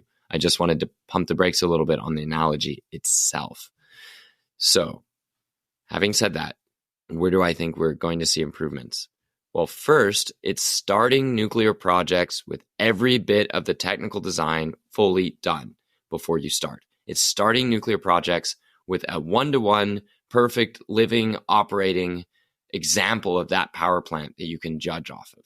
It's starting nuclear plants with all the regulations in place before you start to know exactly what the regulator is going to want to see, and having experienced people who can deliver on that. Whether that is only going to come when we set up robotic factories to manufacture immense numbers of specific modules, I don't think it's necessary to get to that scale before we get to reactors that are cheap enough to greatly expand our nuclear construction and to pour trillions in capital into it. As for the vision of the modules that are shipping container sized, I think it really does matter that at the point you start having real reactors actually delivered in the real world, you rapidly see why we ended up with something like the designs and the scales that we have today. I think one of the first things you'd do if you could deliver a reactor of a few megawatts thermal in a shipping container or a little bit larger is that you would want to increase the size to get double, triple, or 5x the power in barely more shipping containers. And the shielding for even the shipping container reactor we posited that's small, for that to work out right, you still need a structure anyway. And so you start the cycle all over again of rapidly scaling up your reactors to sort of power plant size. Does that answer all of the question? I think so. Let's move on to a couple of other technologies that I've been hearing quite a bit of fuss over lately. One is pebble bed reactors. I don't know anything about pebble bed reactors, but I've been hearing a lot of excitement about it. So please explain, what is a pebble bed reactor? How does it differ from other reactors in common use, such as pressurized water and boiling water reactors? And what are the benefits and drawbacks of pebble bed reactors? Sure. So here's a way to think about it. Imagine a bag of marbles like you may have had growing up. I don't even know if kids have marbles these days, but I did growing up in the 90s. Imagine a bag of marbles, and imagine each marble is a uranium fuel marble. And they sort of flow together. Imagine pouring them out from a cup into a bowl. Now, these marbles, when close together and passing a gas through them, start to heat up red hot because they've got uranium inside that starts a fission reaction. And then the gas flowing through heats up, and then you use that to make steam, either high temperature steam that you use for industrial processes or high temperature steam that you then run through a turbine and make electricity. So the pebble bed is the fact that you are using a bunch of these marbles, a bunch of these pebbles with different sizes being proposed in different reactor designs. These fuel elements, it's sort of, you can think of as the opposite end of fuel durability and hardness and toughness from the liquid fluoride reactors, where in that case, liquid fluoride, you're dissolving the fuel entirely within the liquid fluoride, and anything produced in the reactions just goes straight out into the salts. These pebbles are supposed to be some of the hardiest objects ever made by humans and thoroughly contain all fission fragments. Right. So one of the issues with these pebbles is that manufacturing this fuel is extremely expensive so far.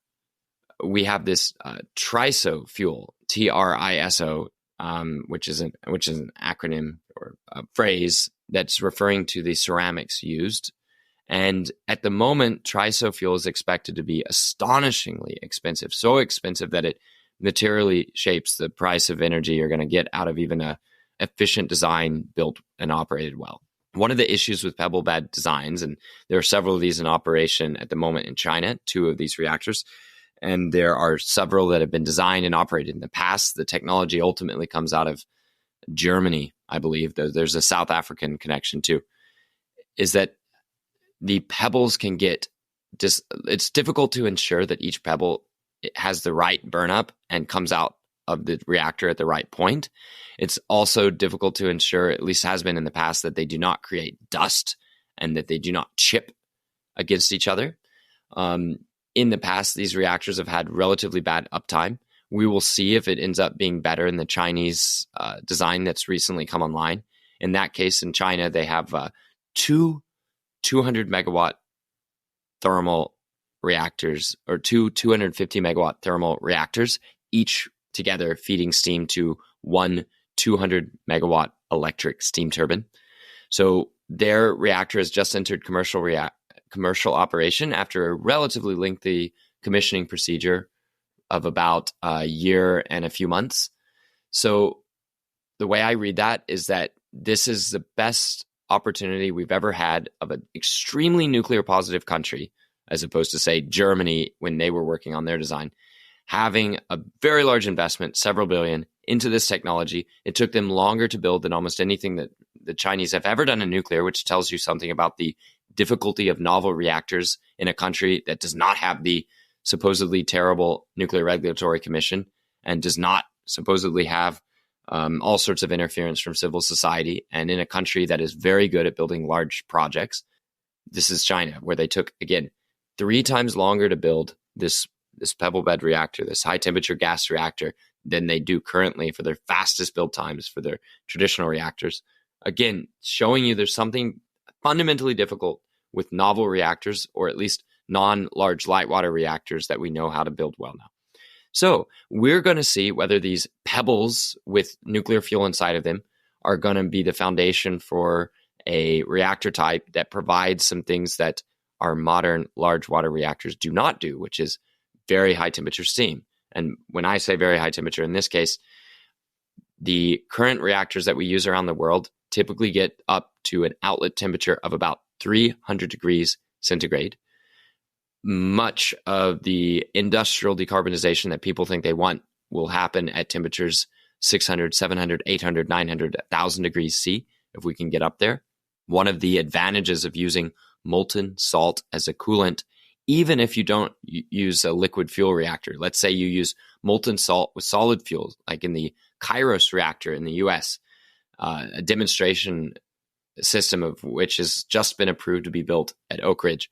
I think this is a fantastic and fascinating thing where we're going to take molten salt, which has some really good thermal properties, and we're not going to melt the fuel in it. We're going to keep it solid, and we're going to use that. I think that this has a fighting chance to provide a fairly big breakthrough in industrial decarbonization, or if we're not even worried about decarbonization here, just industrial heat for countries that don't want to use fossil fuels because they don't have them, or they're worried about supply chain disruptions and importing them overseas. Quite excited about that use of molten salt, and it does not require the pebble bed approach necessarily that the Chinese are going to try. And Mark, I think you touched on a really important point there that I want to amplify, which is the importance of these higher temperature reactors, is that if you want to do something other than produce electricity from nuclear energy, if you want to desalinate seawater, or if you want to produce ammonia liquid fuel, or even synthetic hydrocarbons that are created by mixing hydrogen with sequestered CO2, all of these processes require very high temperatures, higher temperatures than pressurized water reactors typically operate at. So we just talked about the pebble bed reactor. If the goal is to provide high enough temperatures to do seawater desalination, hydrogen production, and so forth, what other technologies should people be keeping an eye on in order to support that objective? Well, first, I'd want to mention that you can do all this stuff. You could produce these temperatures by just using electricity. The reason we're so excited and so interested in seeing higher temperature reactors is that you greatly increase the overall thermal efficiency of the process if you can use the heat directly without turning it into electricity first. And you can still use 300 degrees C steam if you wanted to, or heat. You would just be doing preheating or heating a bunch of the system up to those temperatures, and then needing to add heat either from combustion or the use of electricity afterwards. And the more you can get done with the temperatures up to your target temperatures, which can be 1,000, 1,200, 1,500 degrees C, the higher you can get with the nuclear heat itself, the higher total thermodynamic efficiency of the entire process. And why is this? Well, then we would have to actually get back into thermodynamics itself. But if I had to say it simply, I'd just say this. Higher temperatures means higher collision speeds between molecules. and you can capture more of the work at higher collision speeds than you can when you're using lower collision speeds. That's the way I'd put it. Okay, so the higher temperature reactors would get you a lot of the way closer using just the nuclear fuel reaction. And a lot of the world's decarbonization needs to happen from replacing reactions that happen well above the operating temperature of current reactors. So hopefully that helps. Mark, one of the reactor designs that you've already mentioned or that we've just discussed is the pebble bed reactor, which is gas-cooled. What other reactor designs meet this need for high temperature? Well, one of the active development programs around the world, including in Russia, where several full-scale commercial reactors are producing energy, is sodium. So sodium, the metal, not sodium chloride, the salt. And I've heard a lot of people get that confused, but sodium is a very lightweight metal that melts at relatively low temperatures. And there are many countries that have successfully operated prototype sodium reactors. You mentioned, Eric, in an earlier question, you mentioned the electricity from nuclear was first coming in 1951 from an experimental reactor, which itself was both the first operational sodium reactor and the first breeding reactors, and it was capable of making more nuclear material in itself than it was using up to run the reaction. So sodium metal reactors can operate at about 600 degrees centigrade, maybe 550, 560 C. Another type is lead-cooled reactors. This lead-cooled, so you have liquid lead, like the liquid lead that plays a role in the defense of Notre Dame, the Hunchback of Notre Dame. This lead melts at a relatively low temperature, is extremely heavy and can move a lot of heat, and it is also itself an extremely good radiation shield, and it also does not slow down neutrons much at all. The neutrons bounce straight off the lead and go straight back to the fuel. So it's used in fast reactor designs. It's powered Soviet submarines, not very successfully. They were kind of dogs and occasionally froze up in port, which caused the entire reactor to need to be scrapped with the lead froze inside the reactor and stopped flowing. So lead-cooled reactors are very interesting for a number of reasons, one of which that you could get extremely high temperatures, theoretically. There's an Italian startup, Nucleo, that is a lead-cooled reactor. You have a lead reactor concept that Westinghouse has been working on. The Russians are actively building a multi-100 megawatt prototype lead fast reactor called BREST. That's BREST. They're working on that. So lead fast reactors are one of the types that would presumably get you very high power densities, meaning a relatively small device with relatively high power output. And one of the difficulties there is that lead is so dense, so heavy, that seismic events would pose a certain challenge. The shifting earth in an earthquake would move this ultra heavy, ultra dense reactor back and forth, which makes a significant structural challenge. Another type of reactor would be what I mentioned before, Kairos. This is a molten salt, solid fuel reactor. So a lot of people first learn about nuclear through, say, Kirk Sorensen videos when they think that to get the advantages of nuclear, not only do they need a novel reactor, but they need all sorts of novelties all at once, all sorts of features all at once. Well, Kairos is an attempt to make high temperature heat without the challenges of molten fuel where the fuel products are floating around and doing mischief. So that's going to be a molten salt solid fuel reactor that I think is interesting. Gas graphite reactors. So this is where you use graphite. And this is a type of reactor that most British reactors are of this design, although they're not building anymore. There used to be a lot of countries making gas graphite reactors of different types, where the idea is that the gas as coolant gives you the high temperature efficiency, and the graphite slows down the neutrons so you can make energy out of a lower enriched uranium. That's going to be a type that will continue to receive interest as long as people are looking at high temperature heat. So startups like X Energy, which is working with Dow Chemical, an ultra-safe nuclear company, USNC, those are companies working on gas reactors that are going to use fuel of the design, similar design, but much smaller compared to those pebble bed reactors. So the TRISO fuel. Those are going to be embedded in graphite and used as the basis of those reactors with hot gases pass through them. So I'm trying to think of any I may have missed there. I'm sure there are ones I missed, but some reactors combine sodium and potassium. So that's NAK, N-A-K, the Marvel reactor, the microreactor that was designed and is now being constructed in a sprint program at Idaho National Laboratory.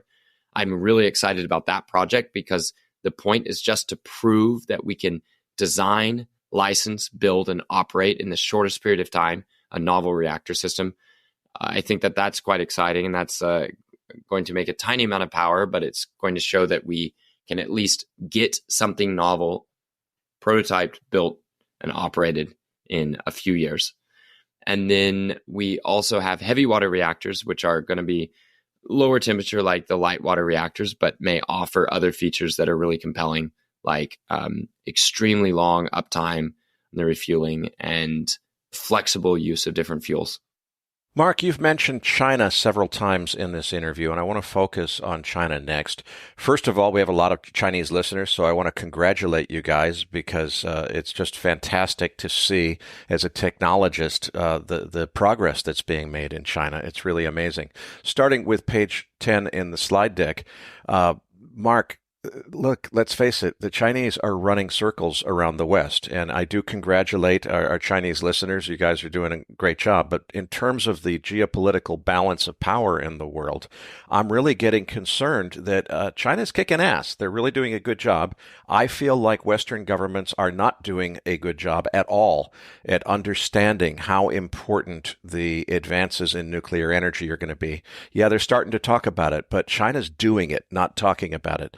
Look at the number of planned and proposed reactors on page 10. China's already got plans. They're in the process of breaking ground to build more reactors in the next 5 years than the U.S. has total built in the last 70 years. If you move on to the next slide, page 11, that's a diagram of the Gobi Desert reactor that you mentioned a couple of times. That's a liquid thorium-fueled molten salt reactor based on the research done at the Oak Ridge Laboratories back in the 1960s. China's actually building it while everybody else is talking about it. They finished building it. They got approved to start it up last year. I've been having trouble finding information about whether it's actually been started, and if not, why not? But I'm assuming by now they probably have started it up in the Gobi Desert. Just as you were in the last couple of weeks off at COP28, China announced on page 12 that they're going to begin building molten salt thorium reactor fueled container ships. So they're going to build container ships powered by molten salt SMRs that are thorium fueled. So that pretty much confirms my prediction that China would eventually go into the SMR business with advanced nuclear technology. They're doing molten salt cooled SMR container ships too.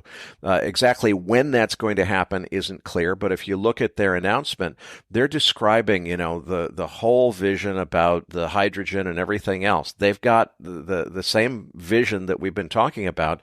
We're talking, they're doing. Moving on to page 13, that's the high temperature reactor, which sounds like it's a pebble bed reactor. I'm not even certain of that. Maybe you can confirm. But my point really, Mark, is yeah, I want to congratulate our Chinese friends in the audience, but from a geopolitical balance of power standpoint, it feels to me like China is doing everything they need to do to put themselves in charge of energy globally for the next 100 years while we're dragging our feet, and it really makes me concerned about progress in the West. Am I missing anything to be seeing it that way? I think so. So here's one. I think that the most effective countries in energy are going to be the ones that have cheap indigenous fossil fuel reserves and pursue nuclear programs. Now, those two things together make a powerful energy arsenal. I'll say this about nuclear. I do not see nuclear power as being closer to hard power when you build overseas, more like soft power. So, for example, Soviet reactors dot Eastern Europe. Westinghouse is going to be it has been able to copy the fuel form. And once they debug it and pick up more customers, a lot of the Soviet-designed reactors, even new Russian reactors, will be fuelable with Western fuel companies. Now, reactors, as a general safety principle, are designed so that they cannot be interfered with electronically from off-site. They need to be air-gapped. They need to be controllable by locals. One of the principles of buying a nuclear reactor is being able to operate it and service it as much as possible yourself. To the extent that you're getting outside services, often you can get those from either Westinghouse or Russia. So you're getting a situation where, let's say, China builds nuclear reactors outside of China. You're going to be able to service those without Chinese fuel and supplies. Meaning, nuclear reactors, unlike natural gas power plants, are truly owned by those who have the reactors on their soils, not by the builder of the reactor. The reason I mentioned the natural gas plants is because Germany suddenly discovered, when pipeline gas stopped flowing, that your own natural gas plants that you buy, that you finance, that you service, that you produce, they are only yours so much as that you can get natural gas from someone if you don't produce it yourself. So I think China will lead on nuclear energy in ways that point the way to others who want to do nuclear. I think that China will build American-designed nuclear reactors in ways that point America towards their own designs. I think that China will try to make nuclear cargo ships in ways that jumpstart other nations making nuclear cargo ships. I do not think that China will be able to dominate global energy because they're pursuing nuclear technology and nuclear construction effectively right now. Mark, I want to move on now to an area where I very much look forward to following in your footsteps, which is pro-nuclear activism. I feel passionately that the world needs a global nuclear renaissance. I'm so delighted to see it seems to finally be happening. And I think that our only realistic path to navigate energy transition is going to be a nuclear-centric solution, because nuclear is the only technology that really scales to meet baseload electric demand needs in energy transition. I know many of our listeners feel the same way, so I want to tap into your experience, not as a nuclear energy expert, but as a nuclear activist. You've basically been doing this activism gig since college. You've spent your entire adult life, you're in your early 30s now, but you've spent your entire adult life being a pro-nuclear activist. So you've been through the worst of the post-Fukushima era of negative anti-nuclear public sentiment. You've watched the transition into what now is turning into a very positive public sentiment, or it's starting to come around to that. So presumably you know from experience what works and what doesn't work, and what the world needs the most from people who want to help advance this cause. So what advice would you offer me and our listeners who share your passion and desire to help this cause, but maybe who don't have the credential of your nuclear engineering degree to lean on? How can we be most effective in supporting the cause of nuclear-centric energy transition and bringing on a full-scale nuclear energy renaissance that I feel the world desperately needs? Great question. And you saying this is just a few minutes ago, the California Public Utilities Commission voted to extend operations at Diablo Canyon. This was something that even experienced nuclear fans or nuclear NGOs said was impossible, a lost cause, something that would never happen. And it's in large part a result of people, many of whom have no engineering education, much less nuclear engineering education, believing that it was utterly wrong to shut down a large, stable, long-lived source of clean power in California. And they simply would not shut up about it. They would not stop finding other people that believe the same. They would not stop making the argument, and they won. So you described it well. I was tearing up just a little hearing it described that way, because I'd like to think of myself as very professional and trained as an engineer and ready to continue to do good consulting for energy companies inside and outside the nuclear space. But when you say activist, I guess I sort of was. I'd like to think advocate, but the activism part is banding together with a tiny group of people, standing up for what's right before anyone was willing to provide funding to do so, payment to do so, even a platform to do so. We had to make our own platforms just talking out loud. And it was a very hard road. We're now entering a cultural tipping moment where nuclear energy is becoming more popular than we have good projects to absorb the capital and the talent. So we have to grow up as activists. We have to grow up as advocates from the under siege guerrilla warfare mentality that I think was a product of being, getting into nuclear in the post-Fukushima era. And we have to get to the point where we can help people learn about the magic of nuclear energy and help them get ready for the really intense, really hard work ahead of making good projects and getting them financed. And I think that there's a grow up stage that moves past the desire to make novel technologies, which will continue to be important. Eric, I love your enthusiasm. I want you to keep looking at different ways to do nuclear better, including technology. But I just want you to be ready for the most likely outcome in the near term being the need to put together financially solid project proposals on existing power lines with existing designs, with our existing regulator, trying to reanimate mostly existing supply chains in order to deliver projects on time and on budget. That's going to be the bulk of the work. And I'm really excited to help the advocates that I work with around the world think in terms of that as an end goal, while being very much open to working at novel reactor companies, developing new technologies, new tools, new methods, so that if we do have a technology breakout, we're ready to pivot to that as rapidly as possible. Mark, I so admire your enthusiasm, your positive energy. You're a young guy in your early 30s, and it's just obvious to me that you've got so much passion, and you always come to everything with positive energy and optimism, and I'm very admirous of that. I, on the other hand, I guess have a different personality. I'm almost 60. I'm well on my way to becoming a grumpy old man, and I do feel very resentful of what I consider to be a lot of government bureaucracy standing in the way of progress. And what I feel is most necessary, and what I'm going to try to focus some activism on, is this problem that, look at what NuScale had to do. They spent $600 million on regulatory compliance alone. They don't even have a reactor. All they have is designs and a CAD program for how they want to build reactors someday and a lot of cool videos. They spent $600 million on, placating the U.S. NRC. And that only gets you authorization to operate in the United States. And you have to start that whole process over again for the next national government's regulator. If they want to operate in the UK, they've got to go through that whole process. And that's another however many hundreds of millions of dollars. These companies that are innovating the most exciting advanced nuclear technologies can't possibly afford to spend billions of dollars each on regulatory compliance. And I feel that what we need is not a national regulator, but and I'm not talking about IAEA, which is more of a watchdog and policing organization, but an entity similar to what the U.S. INL, the Idaho National Laboratory has been doing, which I want to come back to in a minute, but a National Reactor Innovation Center concept, as INL has, for the whole world. I think we need a global nuclear regulatory and certification authority, and I'm going to coin the phrase open source regulator.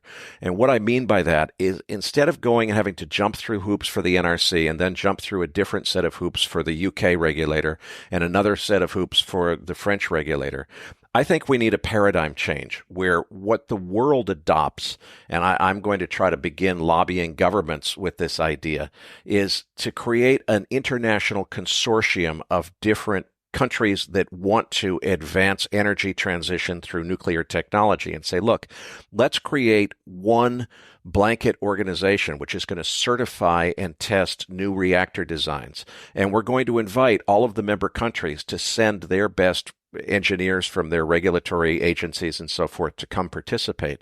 But everything we do, every meeting is going to be videotaped, every document is going to be scanned. There's going to be a website where every single element of compliance is recorded and cataloged and indexed and provided, so that once you go through this process of certifying your new reactor design, you don't have to go to every single regulator on Earth and jump through a new set of hoops. You say, look, it's all, everything's there at opensourcenuclear.org/certifications. Go and look up all of our data there. It's already been done. We're not going to spend hundreds of millions of dollars on each different national jurisdiction just because every government feels a need to be in charge of things. We're going to do this once by tapping into a number of different countries' regulatory staff, we're going to get it right. We're going to do a better job, an even safer job than the U.S. NRC does. We're going to do it more efficiently with a management structure which is organized from the top down to focus on enabling energy transition rather than preventing it with bureaucracy and bullshit. And once we get it done, we're going to say to the world, look, here's our reactor, here's the certification that's done by this international consortium. If you want the benefit of our energy, then tap into the work that's already been done. Don't make us jump through a new set of hoops just because you've got your own set of egos in your national regulatory agency. Let's just do it once, get it right, and have everybody rely on the same data in order to certify reactors. What do you think of that idea? First of all, I think I can be really excited along with you on almost every point you've raised here.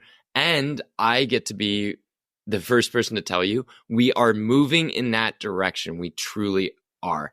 One of the countries that I've done the most work with pro bono, but I'm really excited about what we've worked on there, is the Philippines. The Philippines is a nation of 110 million people, one of the highest population countries in the world. It's geopolitically extremely strategic. It's having issues with China, but also doesn't want to be just a plaything of the U.S.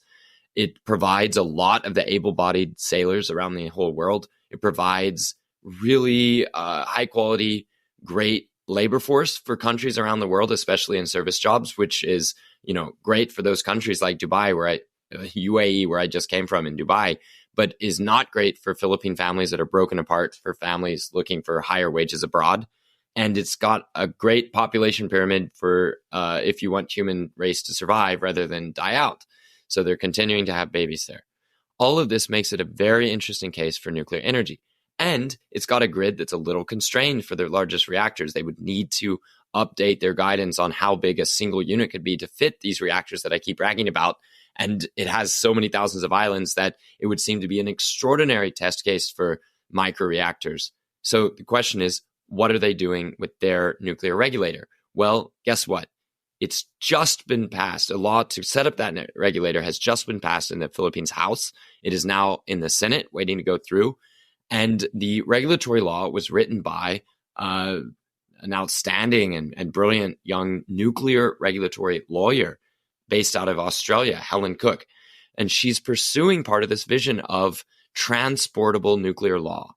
One of the things in this Philippines regulator law is that reactors can be accepted by the Philippines for their NRC classification, their certification.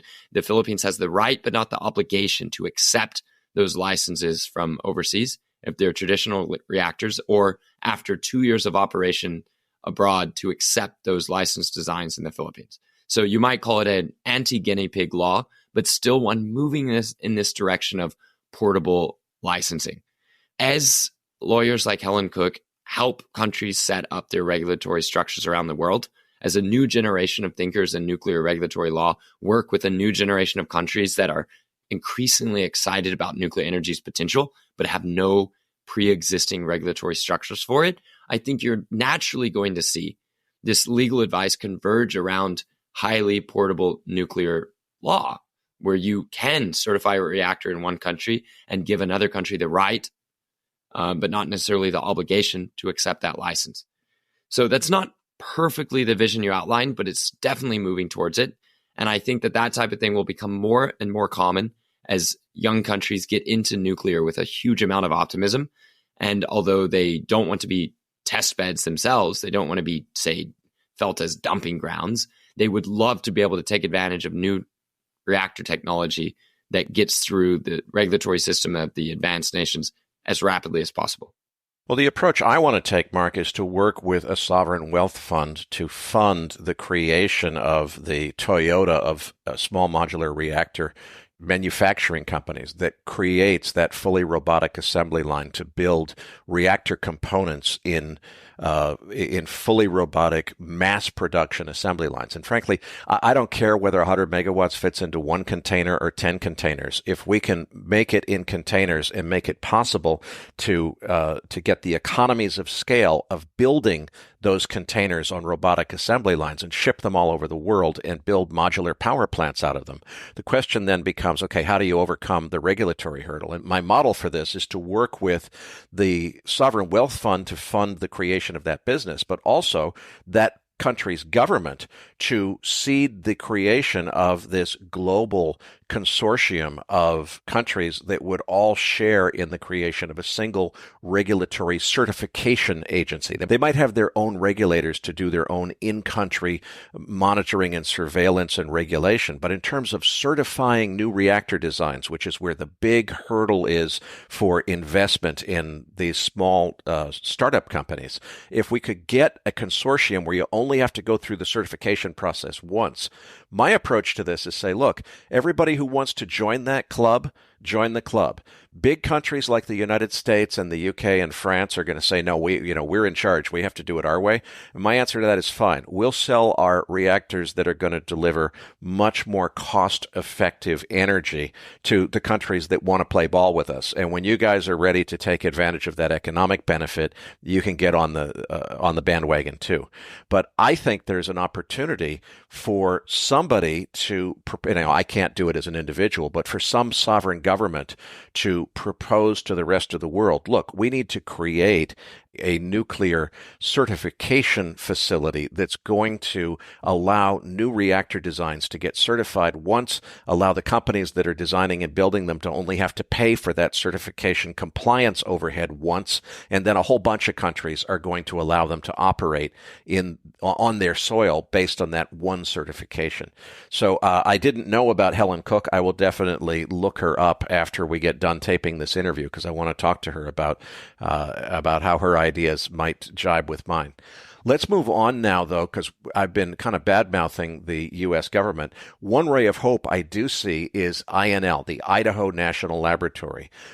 They've been doing a terrific job, I think, of writing great stories about what they're calling brand new technologies like molten salt, which I think actually is a 50 or 60-year-old technology. But other than the dating, they're at least pushing the right technologies, or what I think are the right technologies.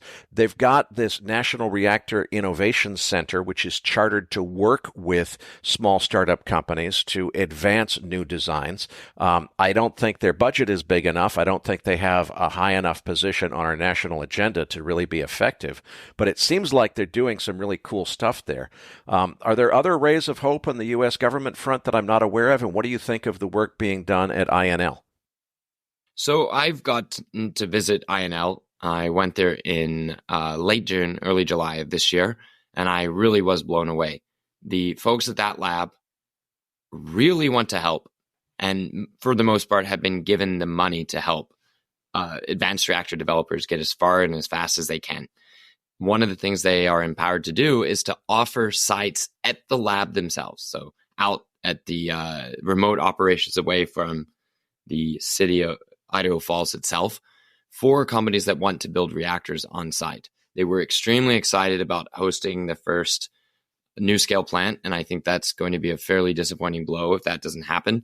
But they are ready with several other companies that will want to build at INL.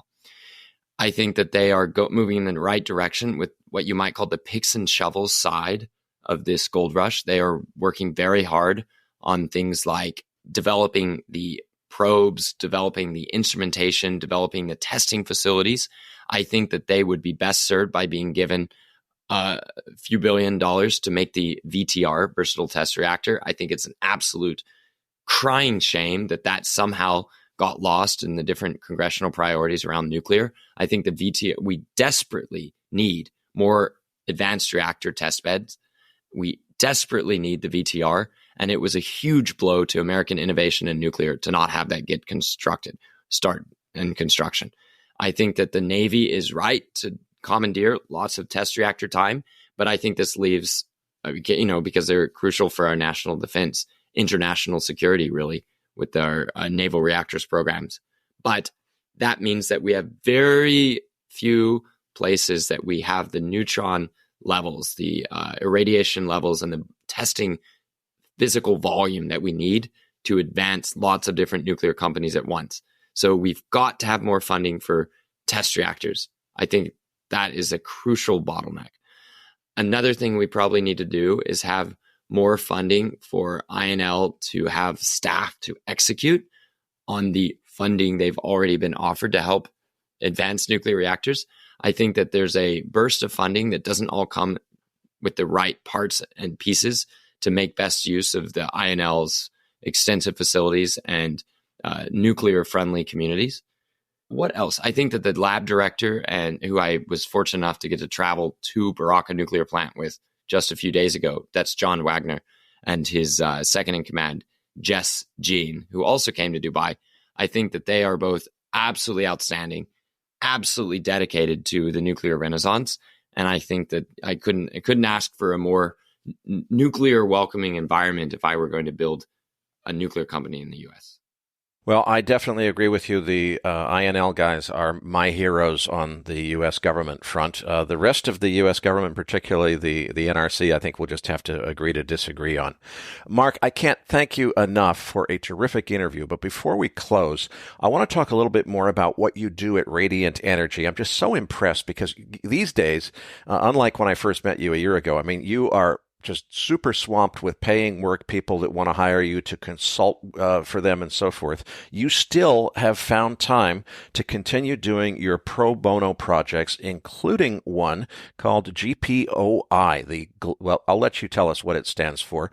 Tell us about that and also your consulting services, because it may be of interest to some of our listeners. Sure, and thanks for that very kind introduction. Radiant Energy Group is a relatively small consultancy. It's me and a few staff members, and we primarily are in London and Chicago. We were just in talking to a major asset manager today, trying to get them educated on nuclear, both the opportunities and pitfalls. So we were chatting with BlackRock folks today. Again, something pro bono is not quite the right word, and obviously we'd love to advise groups like BlackRock's and how to invest in nuclear and to, like I said, avoid the pitfalls. But there's a great deal of education that just has to happen as fast as possible, paying or not paying. And I think that's pretty exciting work. The paying consulting work that we do tends to be for established companies in nuclear, especially in the nuclear fuel cycle, that is uranium mining and fuel production. So because we are on the ground in many different countries, both for me as a speaker and our staff and doing research, we are in a pretty good position to have a global view of what's emerging in nuclear. Because of our network of contacts around the world, both inside and outside the industry, we tend to hear and see lots of different things and can rapidly get an understanding of emerging issues in nuclear and technological as well as social. So our advice tends to be at the executive level and tends to be fairly broad strategic advice. However, thanks for mentioning our new polling project. We intend to have the finest polling practice in nuclear, and that means not only asking questions that lead to positive nuclear answers, but asking penetrating questions on a broad scale with professional polling firms who are comfortable operating across the world to get an absolutely clear-sighted view of what people really think about nuclear energy. We've just completed our first global level polling. We spent quite a lot of money. I think we spent it well on polling in 20 different countries, 1,000 respondents per country, 50 questions per respondent, giving us over 1 million data points about what people really think about nuclear energy.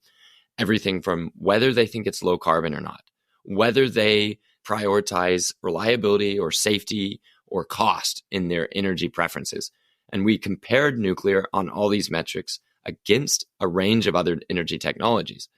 What this means is we've got this 1 million plus point data set that helps us understand what the nuclear industry could do better to either answer fears or talk to the public, and where the public might be ahead of the nuclear industry on its perspective of nuclear energy.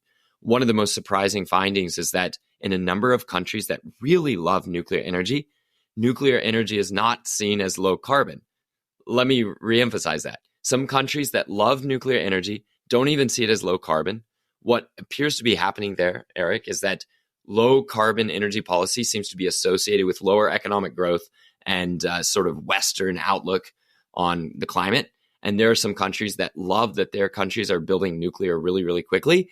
And that feels to them like a non-Western accomplishment, which makes it seem like nuclear may not be low carbon, but they love it anyway because it's powerful. In the West, the fact that so much of the population, almost 50%, doesn't know that nuclear is low carbon, and that low carbon is a fairly vital attribute of energy going forward in many of these countries, there's an untapped advantage in informing the public. As much as us in nuclear advocacy think it's already known, there's a huge upside advantage in nuclear of informing the public properly that nuclear actually is low carbon. And having this data from around the world to show it is quite helpful. And I think should be a compelling argument to the nuclear industry to spend more money on marketing to have better public acceptance in the future. For people who want to contact you for consulting services or just to follow your work, give us your Twitter handle, contact information. Where do we get a hold of Radiant Energy? What is your website and so forth? Sure. Our website is www.radiantenergygroup.com. You can find me tweeting, including during this podcast recording, if you forgive me for that, Eric.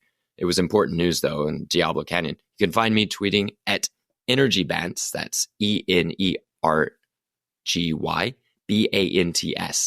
on X, formerly known as Twitter.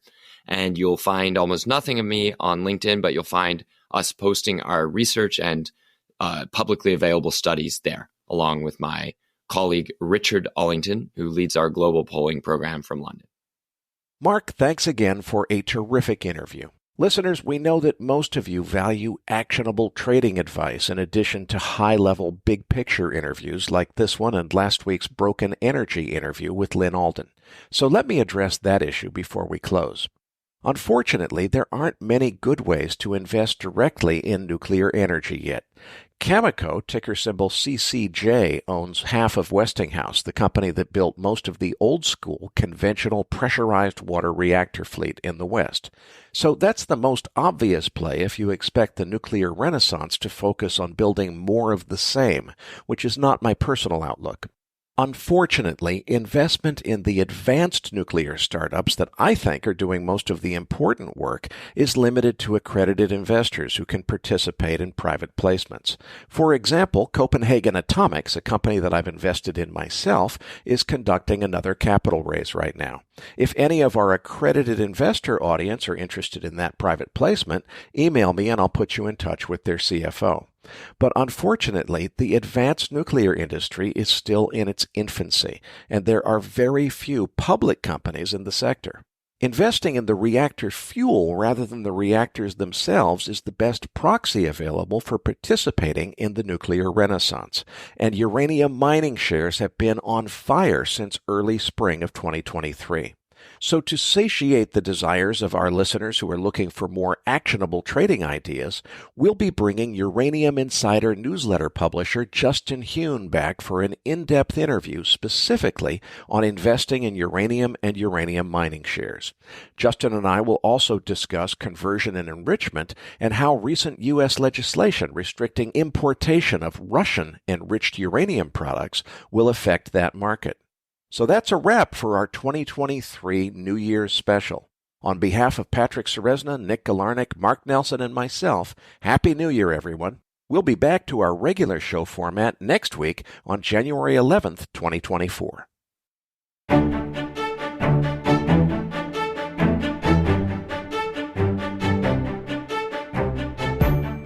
That concludes this edition of MacroVoices. Be sure to tune in each week to hear feature interviews with the brightest minds in finance and macroeconomics. MacroVoices is made possible by sponsorship from BigPictureTrading.com, the Internet's premier source of online education for traders. Please visit BigPictureTrading.com for more information. Please register your free account at MacroVoices.com.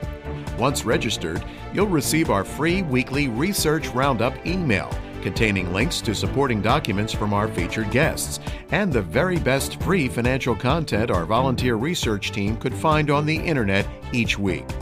You'll also gain access to our free listener discussion forums and research library. And the more registered users we have, the more we'll be able to recruit high-profile feature interview guests for future programs. So please register your free account today at macrovoices.com if you haven't already. You can subscribe to MacroVoices on iTunes to have MacroVoices automatically delivered to your mobile device each week free of charge. You can email questions for the program to mailbag@macrovoices.com, and we'll answer your questions on the air from time to time in our mailbag segment. MacroVoices is presented for informational and entertainment purposes only. The information presented on MacroVoices should not be construed as investment advice. Always consult a licensed investment professional before making investment decisions. The views and opinions expressed on MacroVoices are those of the participants and do not necessarily reflect those of the show's hosts or sponsors. MacroVoices, its producers, sponsors, and hosts Eric Townsend and Patrick Ceresna shall not be liable for losses resulting from investment decisions based on information or viewpoints presented on MacroVoices. MacroVoices is made possible by sponsorship from BigPictureTrading.com and by funding from Fourth Turning Capital Management, LLC. For more information, visit MacroVoices.com.